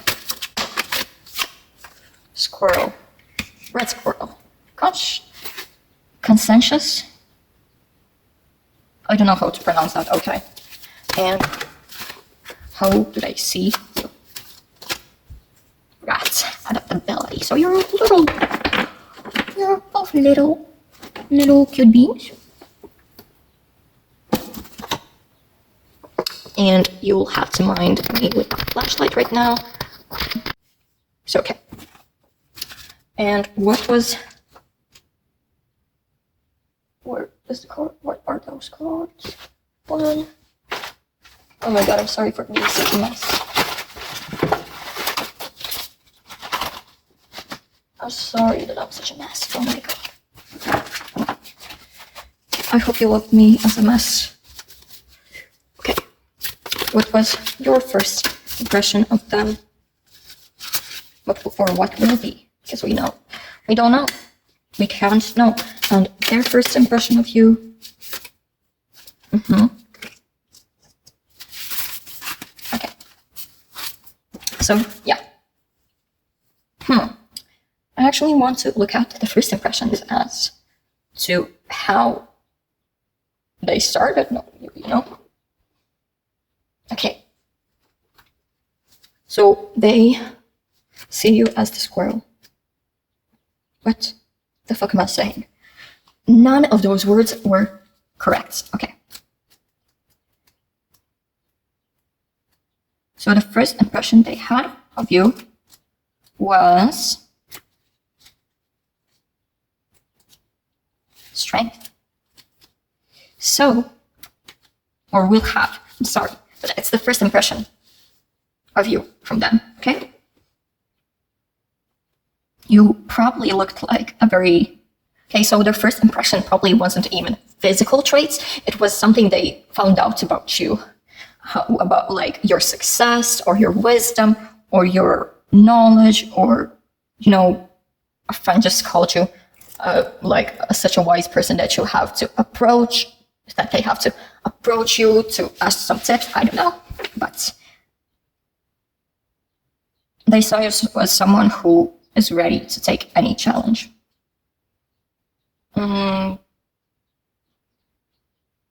They saw you as very powerful, confident, and a very ambitious and fiery person. Yeah. And your first impression of you, your first impression of them was how beautiful they are, how kind, how, probably artistic they are. Maybe it's like the first impression was when it could give it gives me a sense of like the Empress, of course, she's a mother. Like the Ethereal is, of course, the Empress, if you didn't know. And, you know, Empress is a mother. And maybe your first impression was not of them, but their mother. Or, yeah. You definitely could have just seen them as an archetypal mother. Because they definitely seem very nurturing, beautiful, mature, calm and collected and intuitive. And yeah.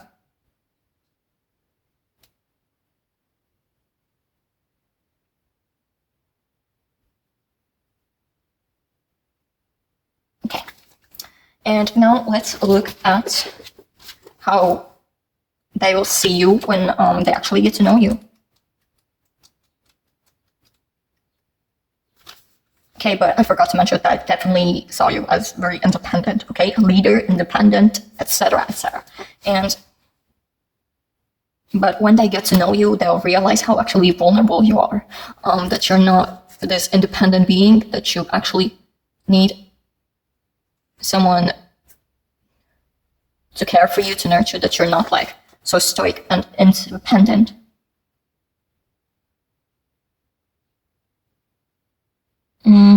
They'll definitely see that there's some things that you could definitely use some help of. And yeah, they'll notice that you're actually very vulnerable and afraid of what the world has to offer. They'll see that you actually, that success that they saw about you, it's actually just very, very hard work. And how ambitious you are, that's just both your nature, but also a wound of perfectionism.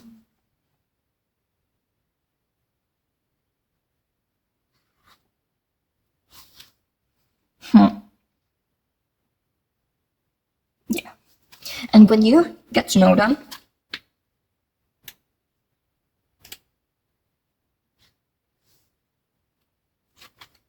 they're a red squirrel, you know.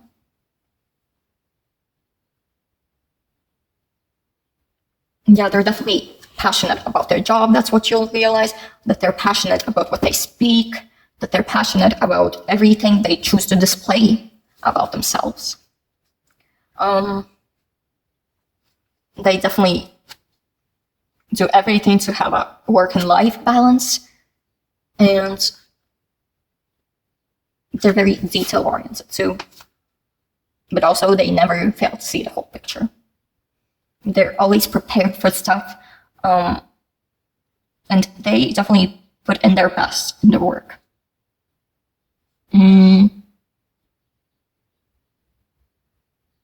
They definitely hate those people who are try to be so nonchalant, and they're like, bro, please feel something, okay? Feel something. Stop being fake, you know? They hate fake people. They're honest, and they want people to be honest. Yeah. So if you're like a very hardworking person who does it to succeed, they're the one who does it because they're passionate about it, you know? But also, yeah, they have less perfectionism than you, and they just let it flow. Yeah.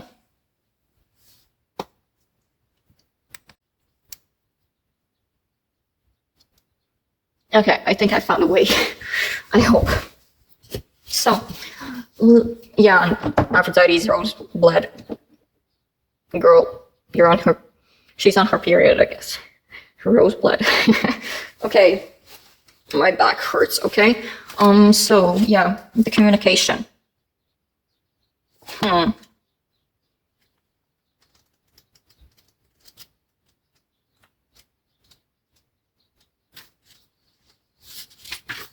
So,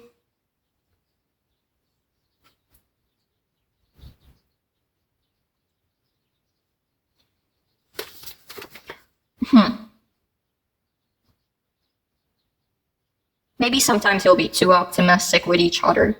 That will make it later into a conflict because, like, yeah, it doesn't turn out the best. Maybe the challenges in your communication might be that you need to be a bit more honest, even if it will harm. If it harms, it usually doesn't leave that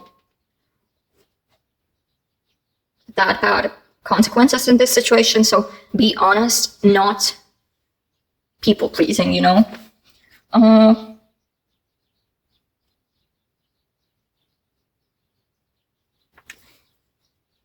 So the communication, it might be, well, a bit too adventurous, or maybe you're trying to walk around the reality a lot and trying to run away from reality, I guess. But that will be definitely a thing you have to face.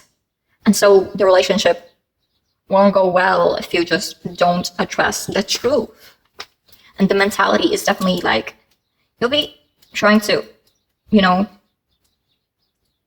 get everything you want to desire.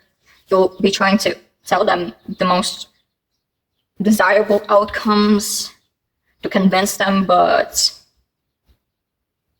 that can disconnect you from reality. So I hope you'll stay a bit more cautious and grounded, you know, about the communication, you know.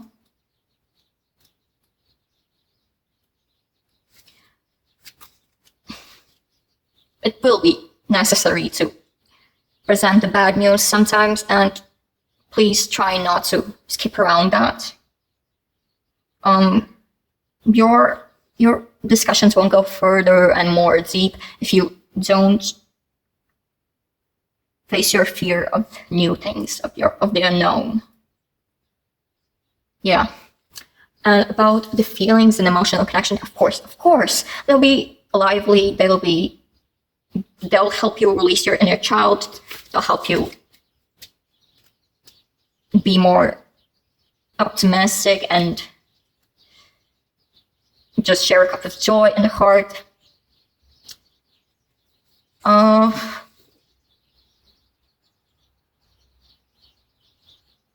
The feelings, they'll be really nostalgic. You'll talk about your childhood perhaps a lot, and yeah, the feelings will seem so nostalgic to the point that, wait, are we talking about this life?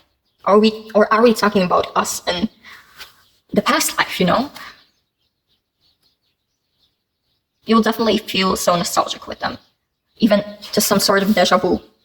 That they'll feel so familiar, so recognizable, yet they're telling you about themselves for the first time in their life, you know? And the emotional connection, yeah, it definitely, you know, will have you experience the death of the ego, and you won't be able to escape it just putting the problems on a pause. You'll have to face it, okay? The emotional connection will go further if you don't face the problems, okay? Yeah. And for sensuality and attraction, we have the 5 of Cups and the 10 of Wands.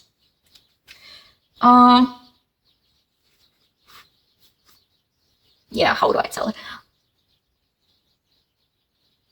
Your most sensual moments will be probably when they're comforting you, they're trying to lift up your hopes, when you'll feel their touch the most, you know, you'll feel their love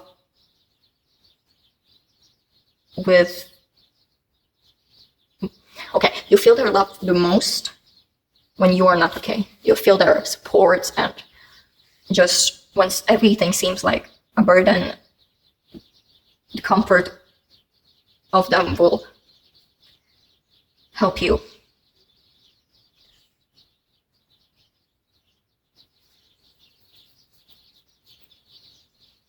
They'll lift up your disappointments away, and they'll let your burdens rest.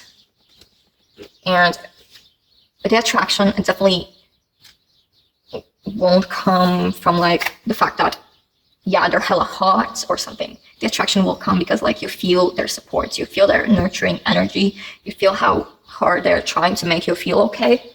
Yeah, I think that's even better. I forgot to look at this chariot about the emotional connection. So yeah,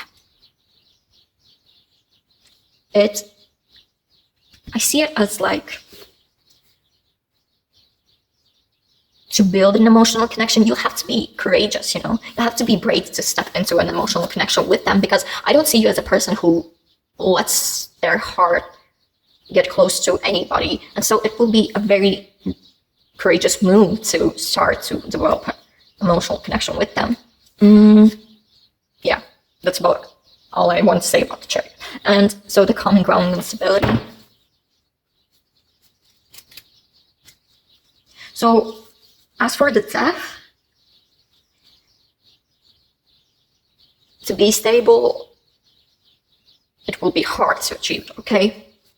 But this cathartic process that will happen when you just let out your fears out, you let your worries out, just then you'll only be able to be stable with them. So to let yourself have common ground with them, you'll have to give up a lot of things, a lot of habits, a lot of mentality problems. And so you'll have to lose and you'll have to renew. The common ground, it will be shared that you help each other throw away the old and give space for the new. And so when there's some great changes happening, you'll know it's a big part of it is them just being there, supporting you and helping you face that fear. And as for the hermits, you'll definitely, as I said, it could be a very distant connection, and maybe it's for the better, maybe if you were to like live together for the rest of your life, that would definitely just cause a lot of chaos and conflict. But being distant, I think that actually is a good thing. So the stability, okay, so if you were to be together a lot, that would cause a lot of chaos, upheavals, a lot of drastic change. But if you have time for yourself to heal, to just pause that change for a moment, and that will bring the most stability. You have to take it slow. You'll have to introspect by yourself a lot, because yeah, they'll give you a lot of wisdom, but you'll need to realize where to put that wisdom. Okay. So this was all for the YouTube reading, and if you want to see it extended, the link is in the description. I don't know what price I'll put on it, but definitely not a lot, and I love you so much. Thank you so much for watching if you're leaving, and I hope everything resonated, which probably didn't, but if most resonated, this was your reading, and if you just watched it out of curiosity, what's in this pile, and knowing this damn sure isn't your pile, thank you so for watching. That gave me a lot of watch time. So, hugs, if you are okay with that, and bye. Hello, pile free. If you chose these cards, which will represent the relationship score energy, and your individual energies, well, yours and your soulmates, this pile must be yours. So for the relationship score energies, we have the sacred union, beloved within inner and outer relationships. For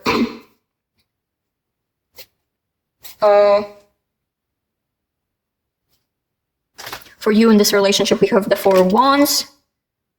The card representing the relationship score is the Three of Wands, and they are the Nine of Pentacles, I'm sorry. So let me just ignite the candles and the incense, because let's be so cozy today. I don't know which incense to choose. Cherry, why not cherry?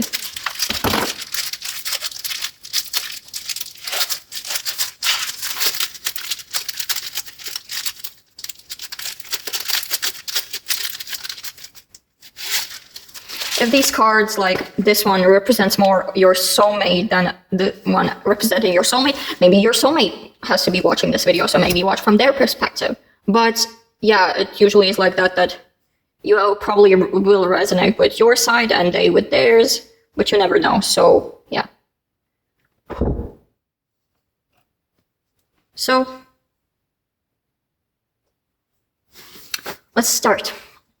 So the card representing your relationship with them is the Sacred Union, which is a card about, well, it's about, of course, a sacred union. This relationship will definitely help you feel more beloved within, and will help you build a relationship with yourself, even like build that fulfillment, that emotional fulfillment and comfort in yourself, not just in the other person.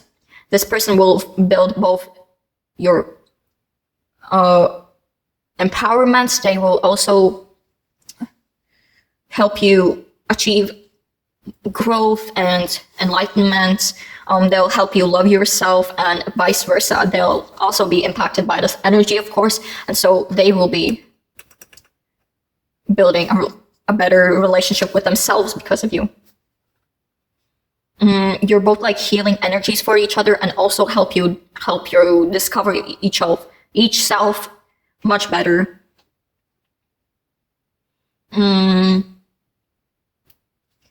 This energy is asking you to take care of yourself, and this person will definitely encourage the same.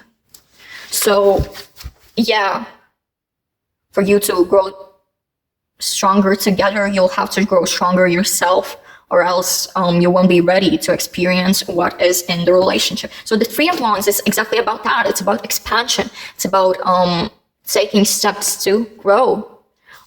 This definitely will be a very expansive relationship. So I'm seeing Jupiter's like what's that in English? Impact. I'm really seeing Jupiter's impact in this relationship, and will definitely be some relationship that will help you rediscover who you are yourself, not just discover the person more. The Three of Wands is represented by the Sun in Aries. So maybe when the Sun is in Aries, it's a very catalytical moment in your life with this person. And the Sun is in Aries is very soon, to be honest.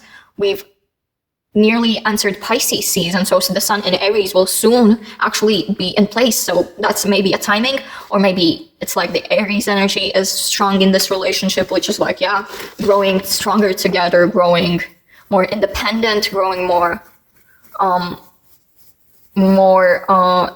self-respecting, and you in this relationship, you'll be like, yeah, it will help you rediscover your roots. It will help you connect with your roots more. I'm seeing that this person will definitely make you feel at home, and you'll discover how you can feel at your own flesh the most beautiful you can, like beautiful both emotionally and physically. And yeah, them in this relationship, I definitely see a sense of fulfillment, and like, this relationship will both help plant some seeds into their own growth, and just embracing the change together will help them harvest the grown fruits, the fruit of labor. And the labor being, of course, self-improvement, to be both better partners for each other, but also to be better for yourself, And now let's look at the astro dice. Let me find it real quick. I'm back with the astro dice now. And yeah, the first thing with the astro dice we'll be looking at is for core personality of you and the core personality of them, using the zodiac astro dice. And so the core personality of yours that I'm sensing is of Taurus, and theirs is represented by Libra. So a very, very beautiful pair together. Libra and Taurus are both the rulers of Venus. Hello, Aphrodite. Pat her head, And the dynamics in this relationship expressed by you will be ones of Saturn. Okay. And the dynamics of theirs will be expressed in, okay, the self-node. We've had so many self-node aspects, dynamics in this reading, so maybe there's some a relation between you and other piles, but we've basically had the self-node in almost every reading, I think, or even every. Then the focus area and the relationship expressed by you will be the second house. Wait, I'm gonna re-roll it because like it hit a bag. And so, okay, it's the fourth house. Okay. And the focus area of theirs will be the eighth house. So, you being represented by Taurus, it makes me think that you're a very grounded person and you will be even more grounded in this relationship. You have your own ideals and you strive to grow. And this ambition will be heightened when you meet this person. You'll be striving to grow, you'll be striving to work hard because of this person. And like, you are both a hardworking person, but also you know when is the time to quit, when is the time to rest, when is the time to even give up. And yeah, I think your dynamics in the relationship being represented by the fourth house, I think we have the four wands here, and the fourth house is like the house of family, roots, security. Like 4 is a very protective number, and what is protection? It is security. And I'm sorry, I have Tourette's if you didn't know, but the fourth house is one in which you will express very nurturing emotions toward this person. You are a nurturing person on your own, but you'll be feeling like the need to nurture will be getting quite stronger when you meet this person. And yeah, this person will feel like family, but of course it's a romantic connection. So it will be like you feel so familiar. You feel like you've met before, which is normal because you're soulmates. And yeah, this person, they'll be your home. And by that, I mean, you'll feel the most yourself with them. You'll feel like you grow the most with them. You feel the safest with them. And the focus area, that was the focus area and the dynamics. I'm sorry, I messed those up, but I hope you don't mind. Saturn, it's also a very nurturing planet if you think about it, because it is Saturn, the father. And I'm not saying you are male. I'm not assuming your gender, but like your dynamics will be very, fatherly. Like the mother, she takes care of the children, she nurtures, she heals, she tries to be very soft, but the father, it disciplines and it also supports growth. The father is the one who, only in dynamic sense, because like I support all kinds of family. I myself, I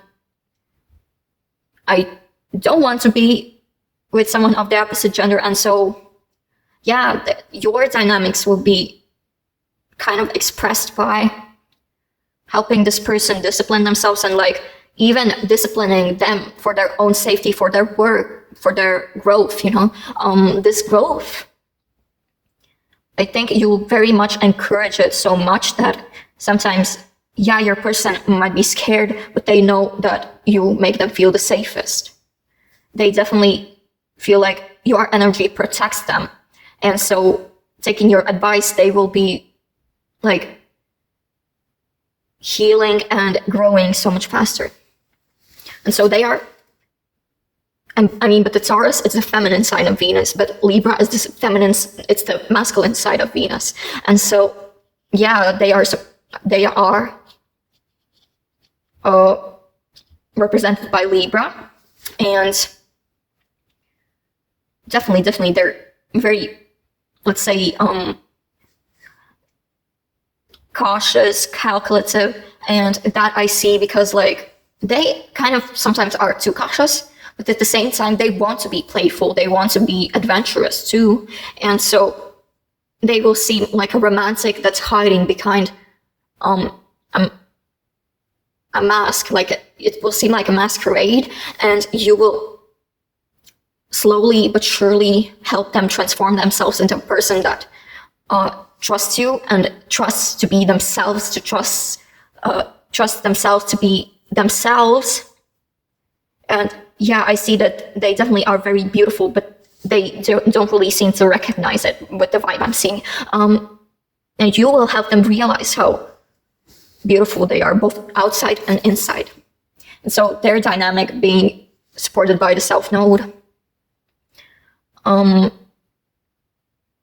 you will definitely help them become someone who they always wanted to be, but didn't have the resources to be. And so you will help them, you will provide them the emotional resources, and they will be able to grow. They're one who definitely is a wounded soul. But your help will help them bloom and help them work out who they always wanted to be, who they were meant to be, but they just didn't have the courage to. And so their focus area being the 8th house, I'm seeing that they will definitely explore the hidden sides of them with you. They will embrace those sides. They will work on them, and they will heal those sides. They will heal their shadow. They will transform because of you, because of this relationship. And yeah, I see that they will embracing their dark side to heal it, you know. And your nurturing and protective energy will make them feel like it's okay, I am protected, and I can finally let this out and be myself and let everything out that is blocking them to be themselves. The 8th house is a very transformative house, and so this relationship will be a huge catalyst for them to transform, grow, let go of the things that are blocking them. They will kind of like experience this metamorphosis because, you know, 8th house, it's the house of death, and they will have like an ego death, a death of the beliefs they've had that were blocking them to be the person who they are supposed to be. I see that there could be some discomfort around sexuality in this person, but you probably will help this person heal it and embrace their both vulnerability and also help them heal their sexuality and help them get used to it. And yeah, that was for the first part of the reading. And the second, we are looking at their personality, physical traits, career path, interests, and significant letters. Okay, let's move on to the next section in this reading, which is the career path and interests, which I messed up in places. So yeah, the career path, let's see. 6 of Cups, 2 of Wands, and the Ace of Wands. And as for their interests, okay, the Hierophant, Queen of Cups, and the Emperor. So as for their career, I'd say they're either a student themselves, or maybe they're like a nanny or a teacher, you know, maybe they deal with kids a lot and prepare them for the future. They help people aspire, find their aspirations, help their talents. So they definitely could be a teacher or a preschool teacher.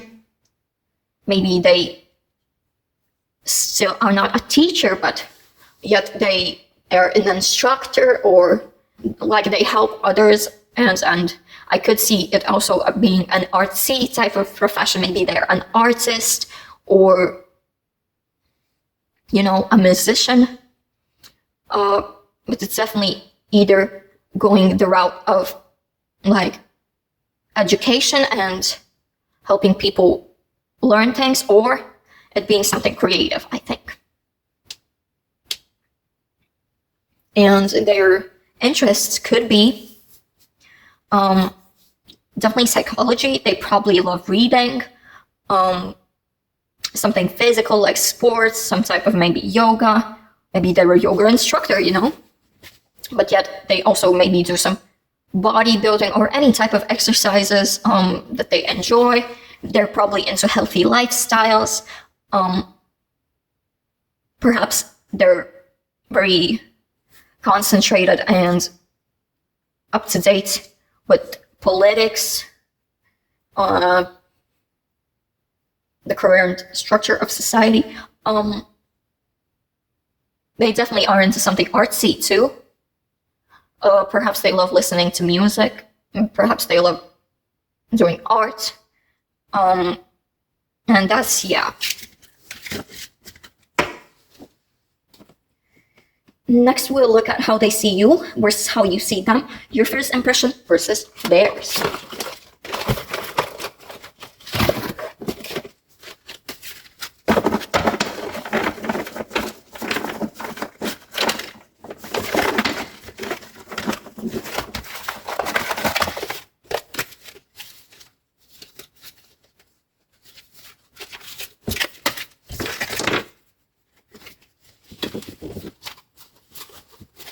So first, yeah, how they see you.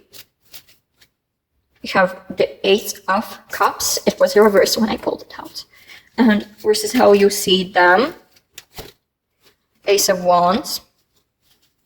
Your first impression of them. The Six of Cups. Reversed. And wait, this was here. And their first impression of you was Seven of Wands, Seven of Cups reversed. Okay, there's a lot to unpack here. So when they first saw you, you probably were like questioning your path, but you soon decided on what you were gonna do.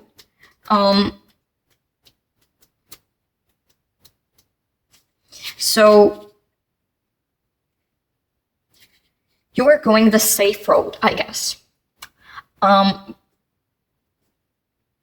when you were doing so, you were finding what you desire, you were finding your will, your determination, you were starting new projects. They found you very determined and full of like commitment and effort. They definitely saw you as someone dedicated and knowing what you want, but yet when they first got to know you or will get to know you, they will feel like there was something you were undecided on. Their first impression of you will probably be like in a moment when you actually haven't decided something, and so yeah. Meanwhile, the way they see you is that you probably mostly settle for less. You are very realistic and you take the safe road. You aren't very risky and you probably decide with your head rather than heart. You're trying to be very rational, and that probably gets you sometimes stuck. But they see that you are definitely someone very cautious and very, you always think a lot before making a move. And so your first impression of them, it was like walking down a memory lane, They probably knew you in their childhood maybe, and this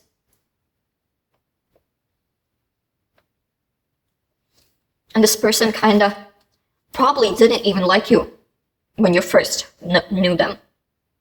But now it's this second first impression is like a renewal and forgiveness, Maybe you did some shit wrong in the past that you don't even really remember, but they approach you with forgiveness.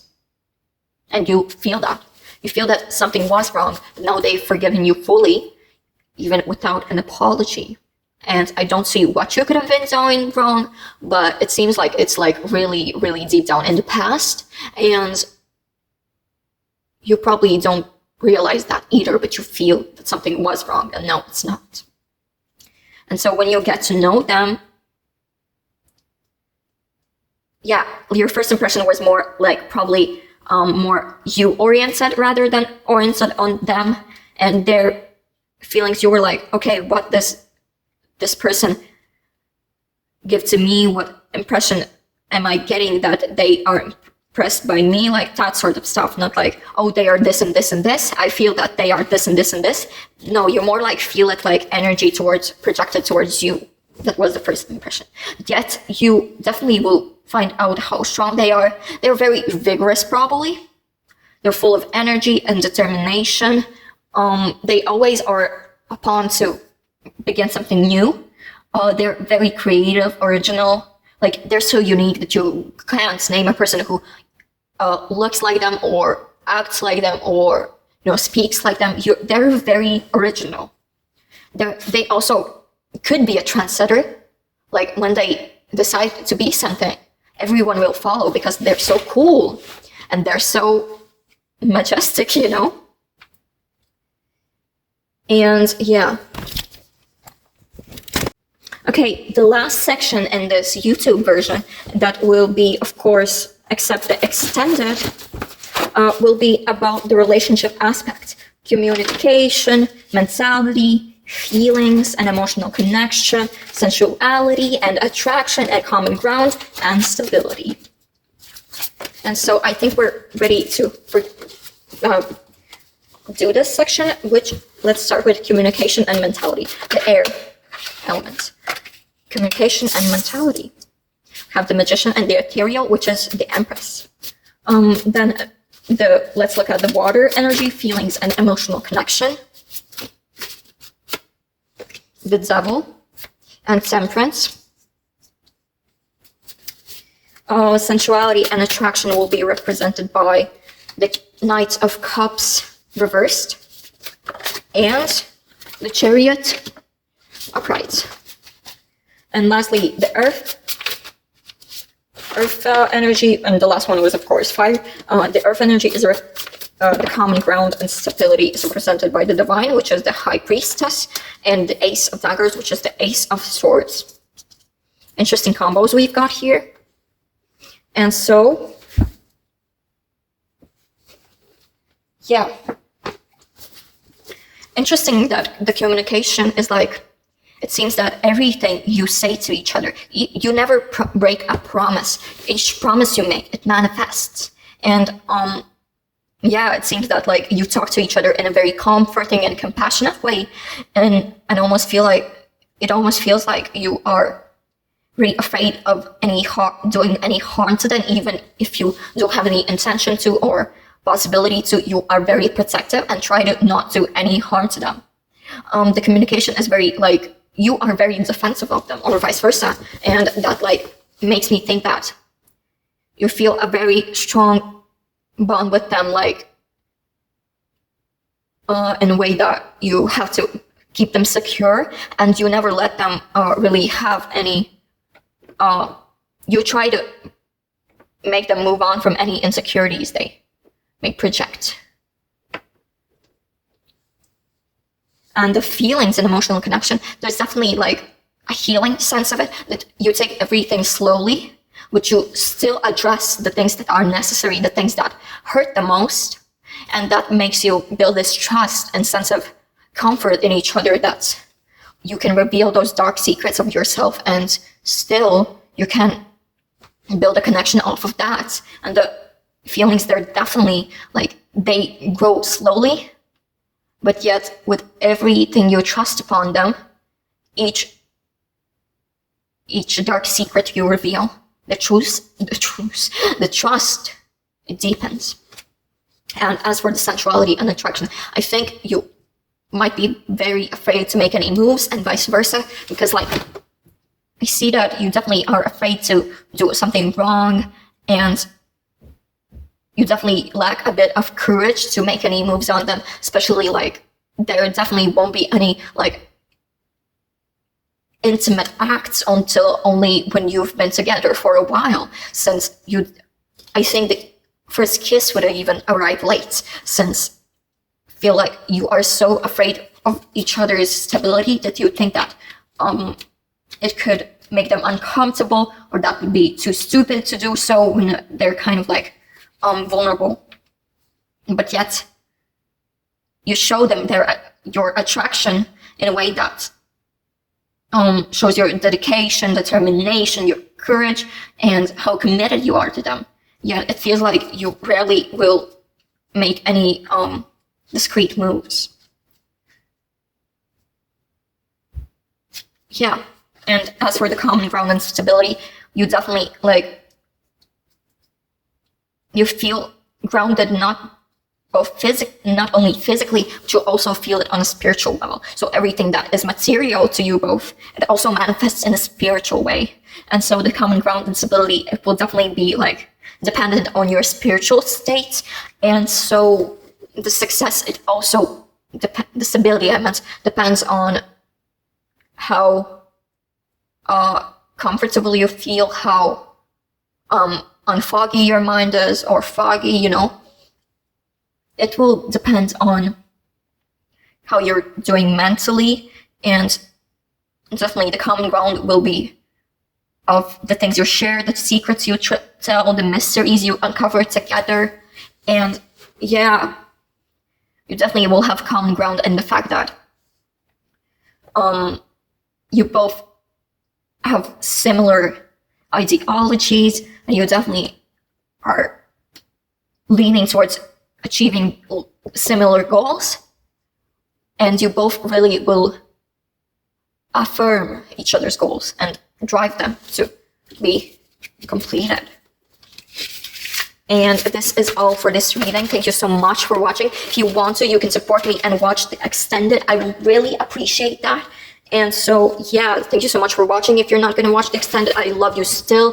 Thank you for giving me this watch time. If it resonated, I hope it really did. Leave a like, and, you know, if it didn't, perhaps maybe watch another pile, or maybe if you've checked every pile, maybe it's not your lucky day and I haven't posted a video about you, but I definitely believe there's many readers that will explain it even better than me. So be sure to check other readers out if this doesn't resonate. So thank you so much. Hugs if you consent, and I'll see you next time or in the extended. Hello there, pile 4. Here's the final file. And so I'm sorry if I will be doing this in kind of like a rush, because like it's only 3 days until until Valentine's Day. And so I have limited time to film this, edit this. So yeah, I hope you don't mind me being a little rushy bitch. Okay, we've got the setup ready. Now, let's see if you are ready to hear this. So first we have the card representing the relationship's core energy, which is the second bloom. Second chance, it's never too late, new possibilities. The card representing you is the Seven of Pentacles, and the card representing them is the Queen of Pentacles. So I'm sorry if you feel like the roles are mirrored. That may happen, but most cases, that's just probably because like your soulmate must be watching this, and like if this is you, but you feel like this card, then that's probably meant for them to watch, but you can always watch to know about yourself more. So yeah, I hope this will resonate with you, and I hope these cards already resonate. And so, yeah. So, with the...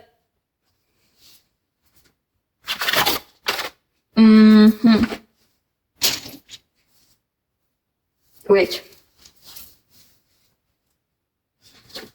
With the second bloom representing your relationship. I'm sorry, I turned off the light. It's evening, and so I can't see where everything is. So yeah, the second bloom representing this relationship could possibly mean that you and this person have already had something together, and it may have not ended up well. And so it's like a reminder that it's never too late, and you can always have a second chance if it's not too tragic.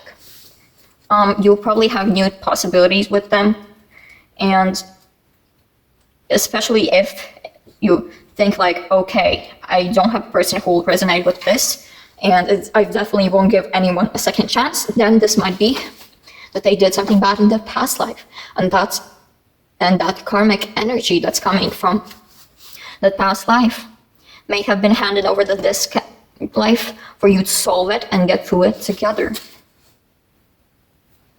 So, yeah, this card is of second chances, new beginnings, regeneration, and reinventing yourself. You can always reinvent your morals, your beliefs, your preferences, and if something about them doesn't align with you, you can always align yourself to be in love with the one who you prefer.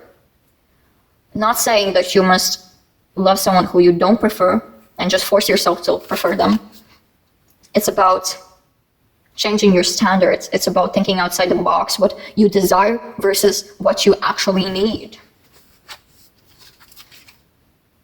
To acknowledge the secret passions, longings, creations, and yearnings and let them bud and bloom, you must welcome the new and share it with the world.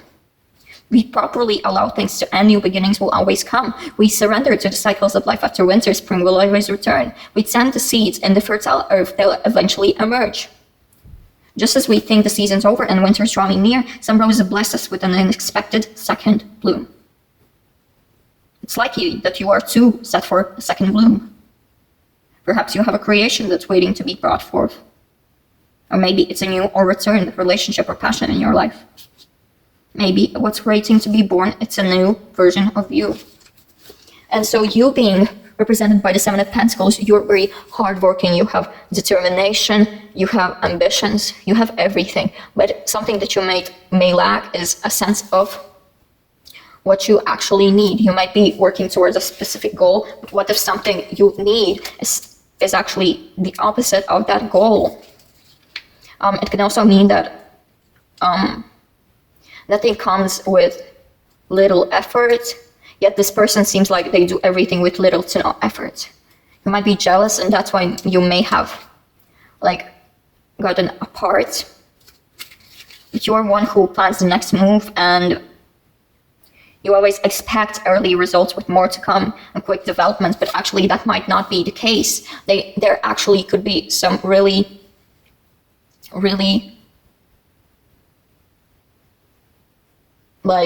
stubborn changes that aren't actually happening because you haven't accepted that things might end up that way. And I forgot to talk about the Two of Wands, and it means there's definitely a chance in the future. There's always a second chance. The Two of Wands is one about planning, it's about future. And so you need to realize what you want in a partner should not be what you want at that moment exactly. It should be what you want for long-term connections, what you want for long-term aspirations, what can fulfill you, what can help you be the most yourself in the future. And them being the Queen of Pentacles, that gives me the idea that everything comes with ease to them, but they're yet so comfortable in themselves. And they're nurturing, creative, and magnificent. You might be jealous of that you do everything with such hard effort. They just do it so relentlessly.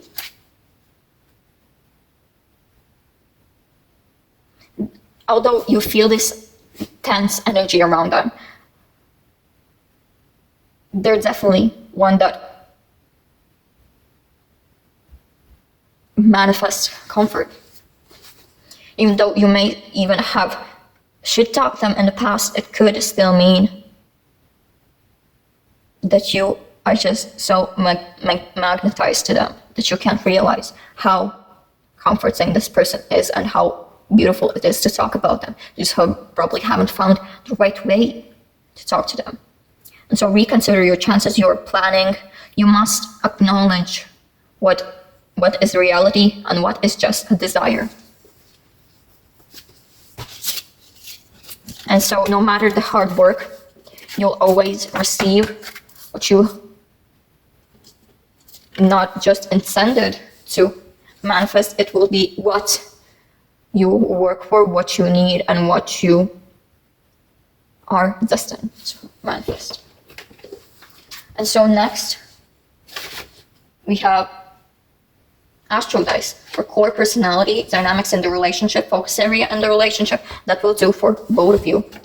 And so the core personality I can notice for you is Virgo, I guess. Interesting way that it fell, but it's okay. And theirs is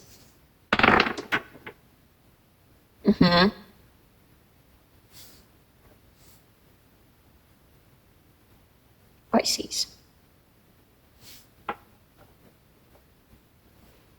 Your relationship dynamics in this relationship are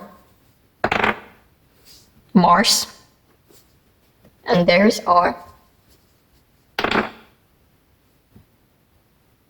Uranus.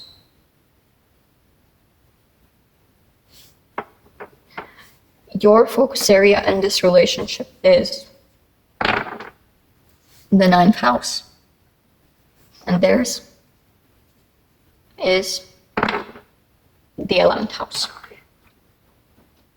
So what I can pick up is that, yeah, definitely that hardworking energy was definitely there. That perfectionist energy is also definitely there. But what I do notice that you're also probably way too cautious and way too rational, that rationality actually blocks you from achieving greater success and happiness. I see that you rarely feel happy and content because you always feel like there's something else to do. And so your relationship dynamic seems to be Mars.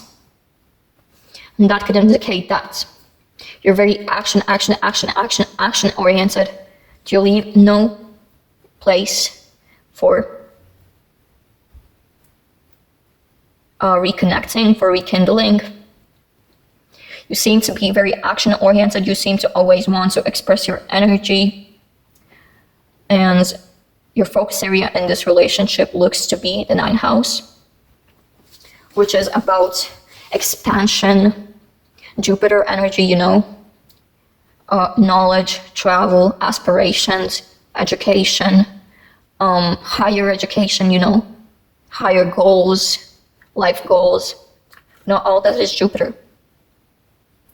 And so you always try to work towards your goals without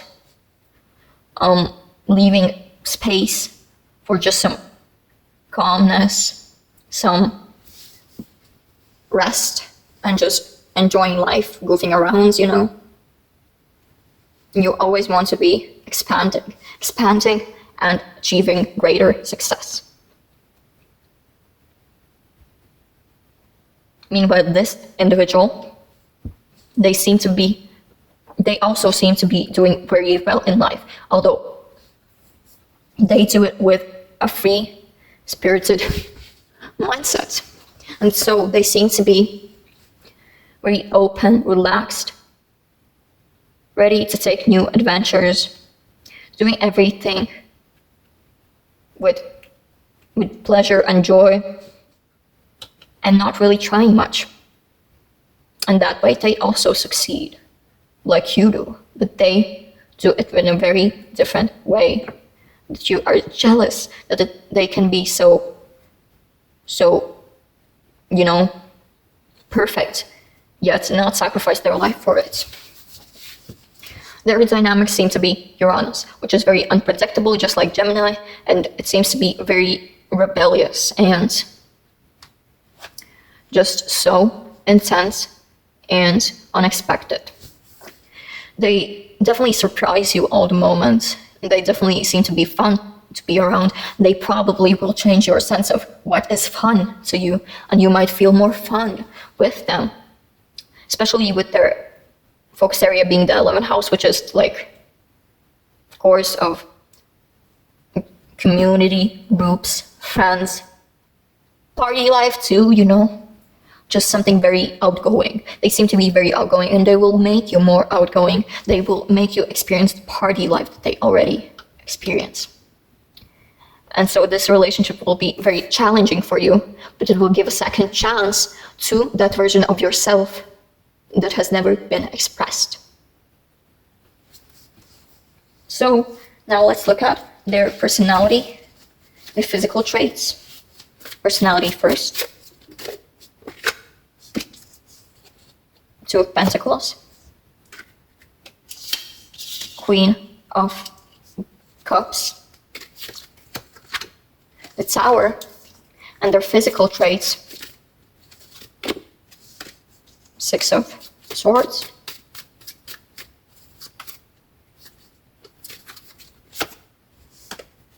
Nine of Cups, and Judgment.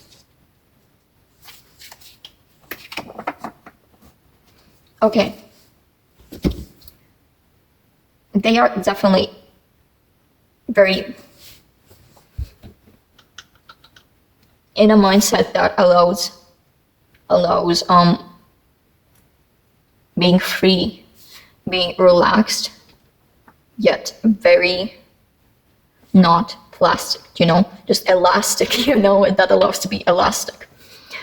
They are very gentle, compassionate, yet they can be destructive and chaotic if needed.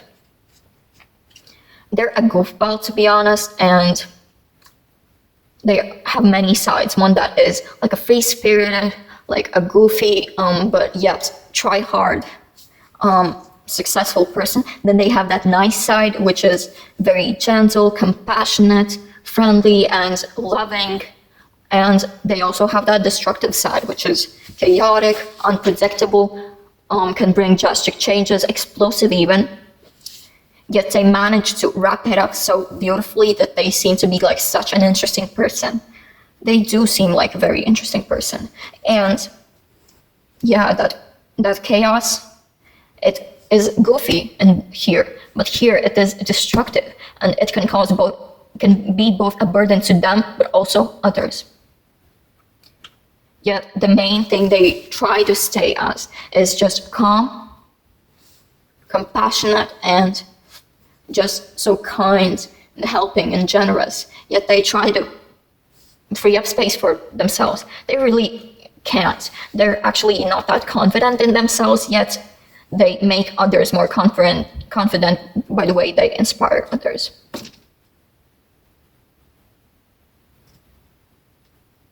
Why did I read this as Gemini? That's Pisces, though. I read the Pisces as Gemini. Okay, that makes it into a different story, but I'm sorry. The Pisces energy, it seems to be in the Queen of Cups a lot. Also in the Tower too, it seems to be explosive in emotions. They probably can get erratic. Not erotic, but erratic, Don't get me wrong. And they definitely are very compassionate. They are friendly, yet they also have a side that is very misunderstood. And yeah, I'm sorry about that, Pisces and Gemini. Maybe I had to read that as Gemini, but yeah. Take that as Pisces, okay? And their looks, their physical traits, they seem to be quite slender, slim, yet they probably have a short stance. They seem to be either very tall and slender, or just medium short, like shorter than you probably, but they're like medium height, could be shorter than average. I see that they could be very, judgment. Of course that card isn't about judgment, but they probably receive a lot of judgment from others. For example, their style, like the Nine of Cups is definitely a very, fancy and eccentric card. That makes me think, what if they dressed more eccentric? And also we have 6 and 9 here, 69. And yeah, they both have slender body parts, but also they aren't like super muscular or sharp. I meant muscular. And they seem to be well proportioned. Or I'm seeing that their torso could be longer than their legs. Which is weird, but who isn't weird, Body is just body. Nothing about body seems weird, to be honest. And yeah, the judgment makes me also think that you'd probably, or maybe they would really love seeing you naked, which is, okay, we're not getting into that today. But yeah, they have like this ethereal sense to them, yet they give also that goblin essence, They're beautiful, but they give off goblin too, which is so me. I relate to that so much. Next, we have their career and physical traits. No, their interest, I'm sorry. Their career. The Knight of Cups. The Emperor. And the Hanged Man.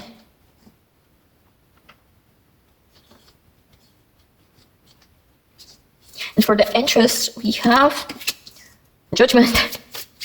I hope they don't enjoy judging others, but yeah, here we have Justice and the Four of Cups. So their career, they could be a post person who, like, delivery person or something, but I don't get that sense a lot. They could be, maybe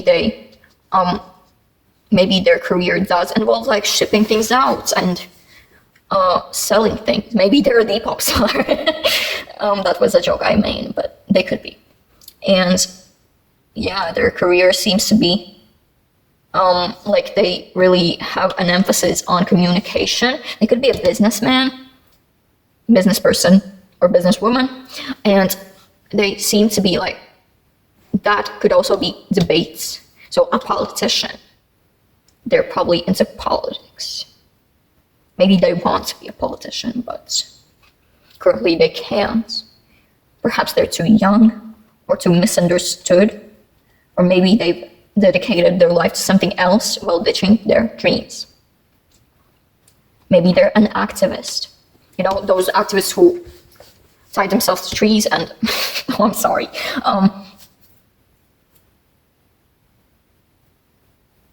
They could own some shops. And that definitely could involve some haggling too. And like setting up for lower prices because, well, the clients like it lower. And as for their, I don't know, I don't get many job ideas from these cards. But from these, I get that they truly love justice. They definitely are into activism. They're into like being there for marginalized communities. They could like psychology and spirituality, yet they also delve into topics much less discussed and much less talked about. And they feel like, oh no, I can't find anyone to talk about that because it's such a niche topic. They could like music, like underground music that also could talk about politics. So like maybe punk music or other alternative genres that are like misunderstood and just have hidden deep meanings, yet people just deem it as rebellion. I'm sensing that they could like animals. Animals seem to be, like, who doesn't like animals? If you don't, I'm gonna, I'm sorry, but that's the truth. And yeah. Okay. Next we've got, there's significant letters, so initials or anything of that sort is prevalent here in this section. So I'm gonna draw some letters, and from that, anything can be prescribed. And so, yeah, those letters necessarily don't have to be related to their name, just something that is related, you know. And I'm gonna give you a warning that not all of these letters are in the English alphabet because these are Latvian Scrabble letters. And yeah, if you are Latvian, then yeah, this is great for you. But if you are not Latvian and you just use the Latin alphabet, be sure to just use it as the regular version of that letter. So we have N or N, D, V, S, A, I, S, E, L, and C. So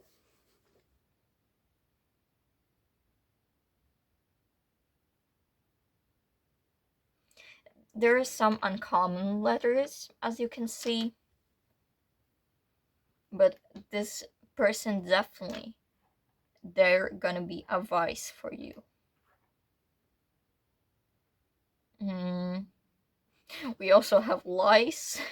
We have Alice or Alice.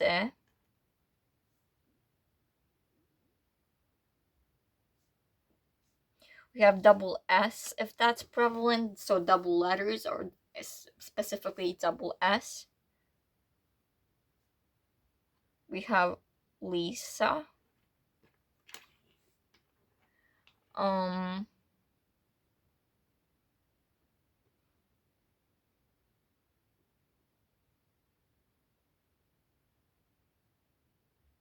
mm, we have Dina or Dina. We have Vina, which means just she, but it doesn't have to be related to their gender at all.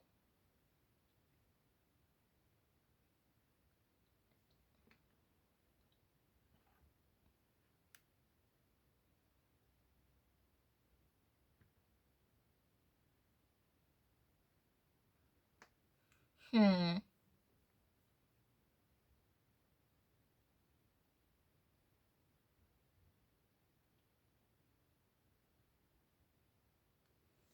What else can we draw out of that?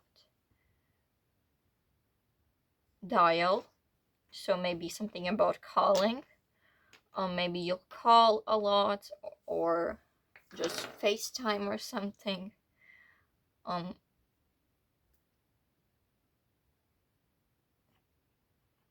We almost have dialect. Maybe they have some sort of dialect, but not really because we don't have the whole word. We have letza, which means jumped.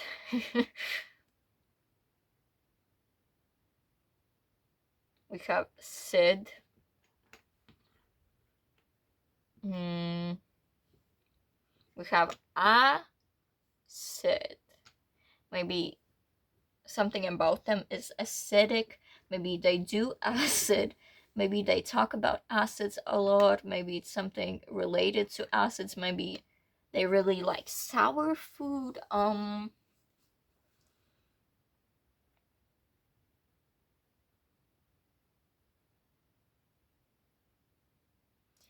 We have this Latvian male name, which is Sandis, which that's N, so it would be Sandis, but we're just taking it as an N.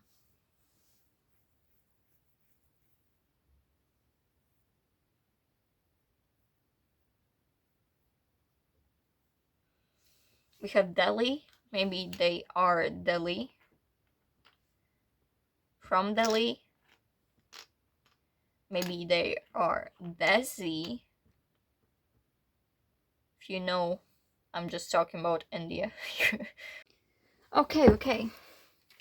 So I think that was all for the letters, and now it's the day before Valentine's, and I don't know if I'll get it in time, out in time, So I'm trying my best to provide you with it in time. So the next section is how they see you versus how you see them. Your first impression of them versus their first impression of you. And so, yeah, for the how they see you, goblin.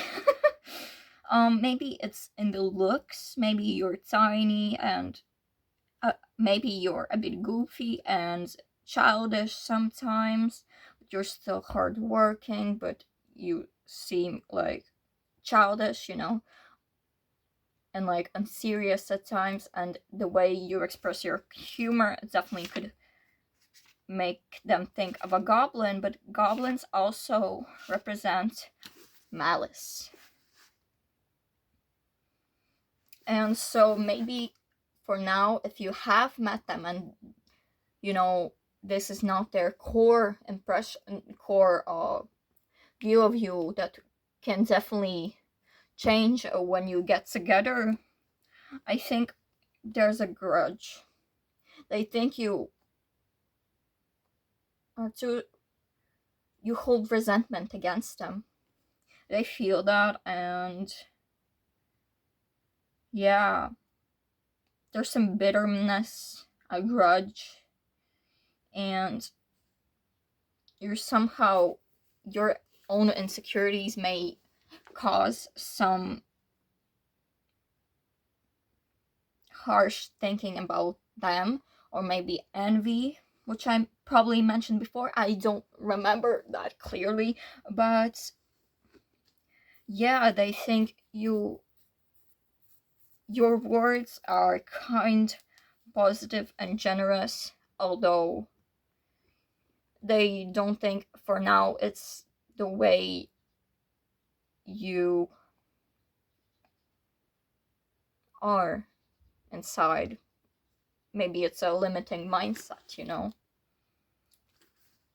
And so, yeah, their first impression of you was, it's hard to explain. Yeah, it's the Two of Swords reversed, which can be both a good thing and a bad thing, depending on how you take this card reversed. Because, like, we also usually see the Two Wands as being like kind of a negative card when it's upright, but when it's reversed, maybe you can find some light in it. Maybe there's finally, I think for your pile, this might be how they perceive you, but this might be their first impression when you open their heart to them, and not like their actual first impression. So yeah, I think that's it. And the Two of the Two of Swords reverse. Well,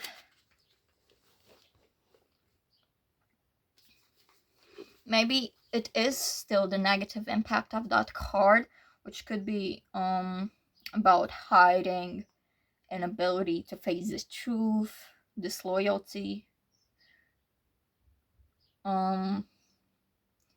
Maybe their first impression was that you're holding something, you're hiding something from them because you're unable to open up your grief to them.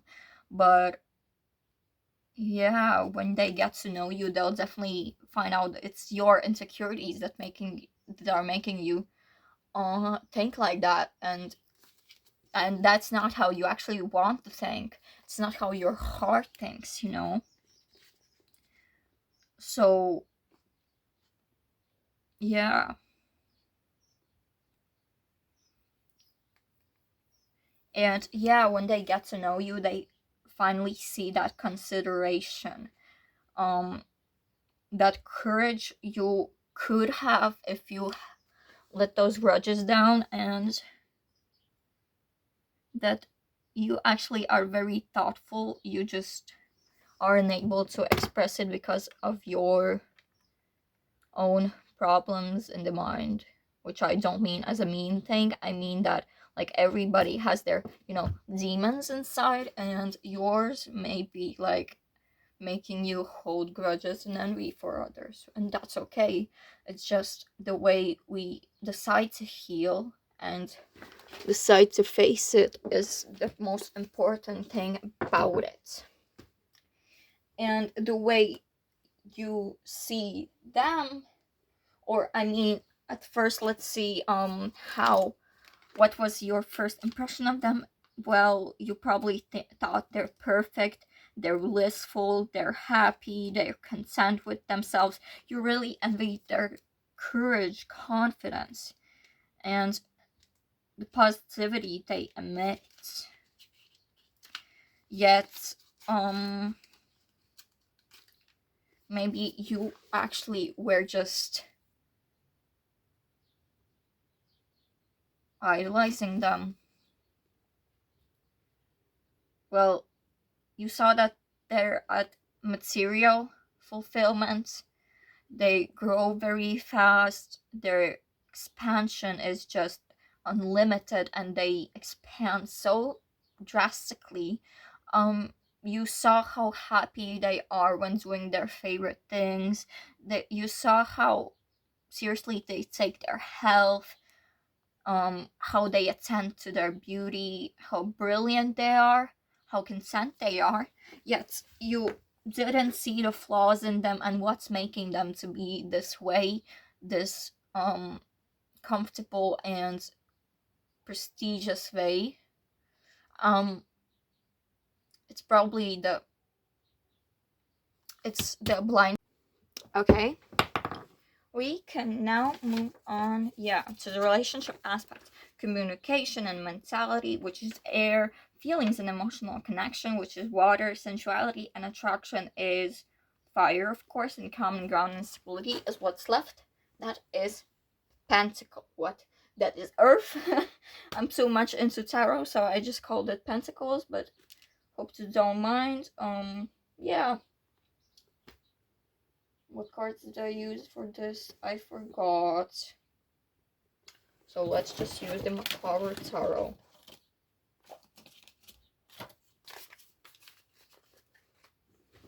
So,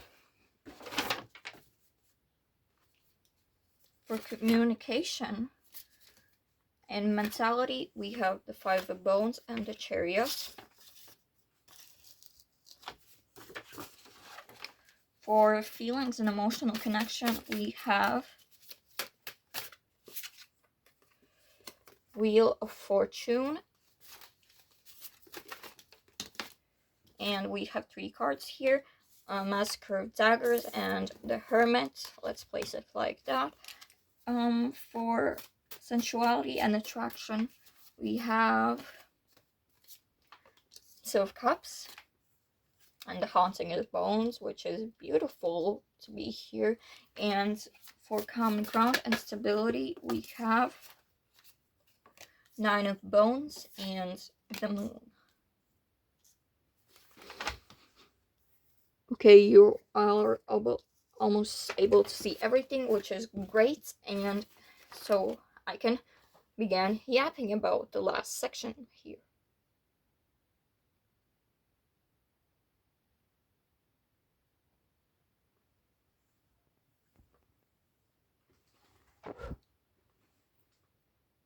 And so, for communication and mentality, it kind of seems like you take things as a competition sometimes, and for it to calm down, you'll have to fight your own demons, and it will take much healing for you to realize that in a relationship you have to be equal, and in the relationship you can't see someone as superior or exactly the opposite. And you, for this relationship to work out, your mentality has to consist of also your own courage and your own confidence. The communication might sometimes cause many arguments, but that can be solved if you just don't take things personally, and also don't create conflict from your own insecurities, which is hard, but we have to get used to it to live a fulfilling life. And so for the feelings and connection, we have it's definitely some blockages that are affecting you from having a more emotional connection with them, so that you haven't worked enough on your own development. You just have been seeking for an affirming relationship and a partner that is like perfect, but thing is, you have to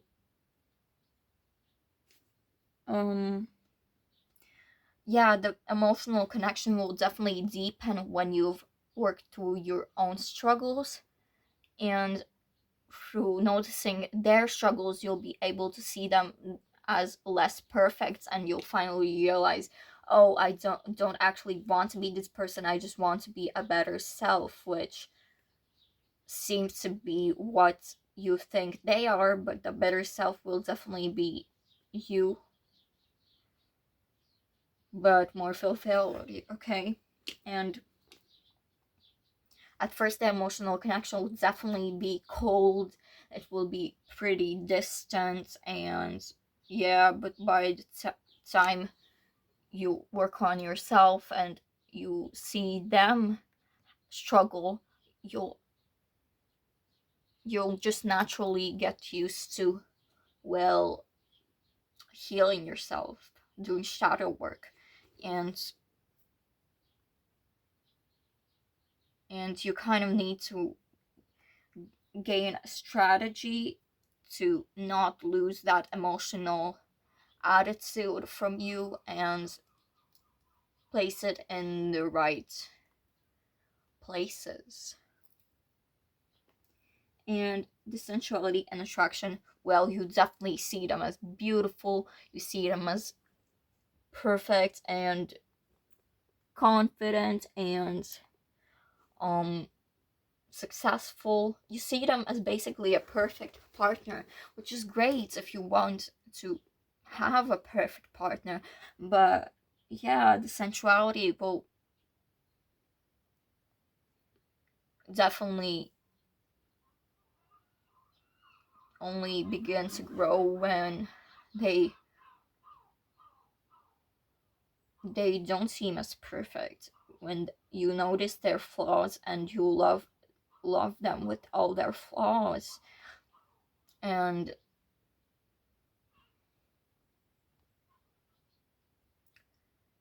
they'll definitely be very charismatic,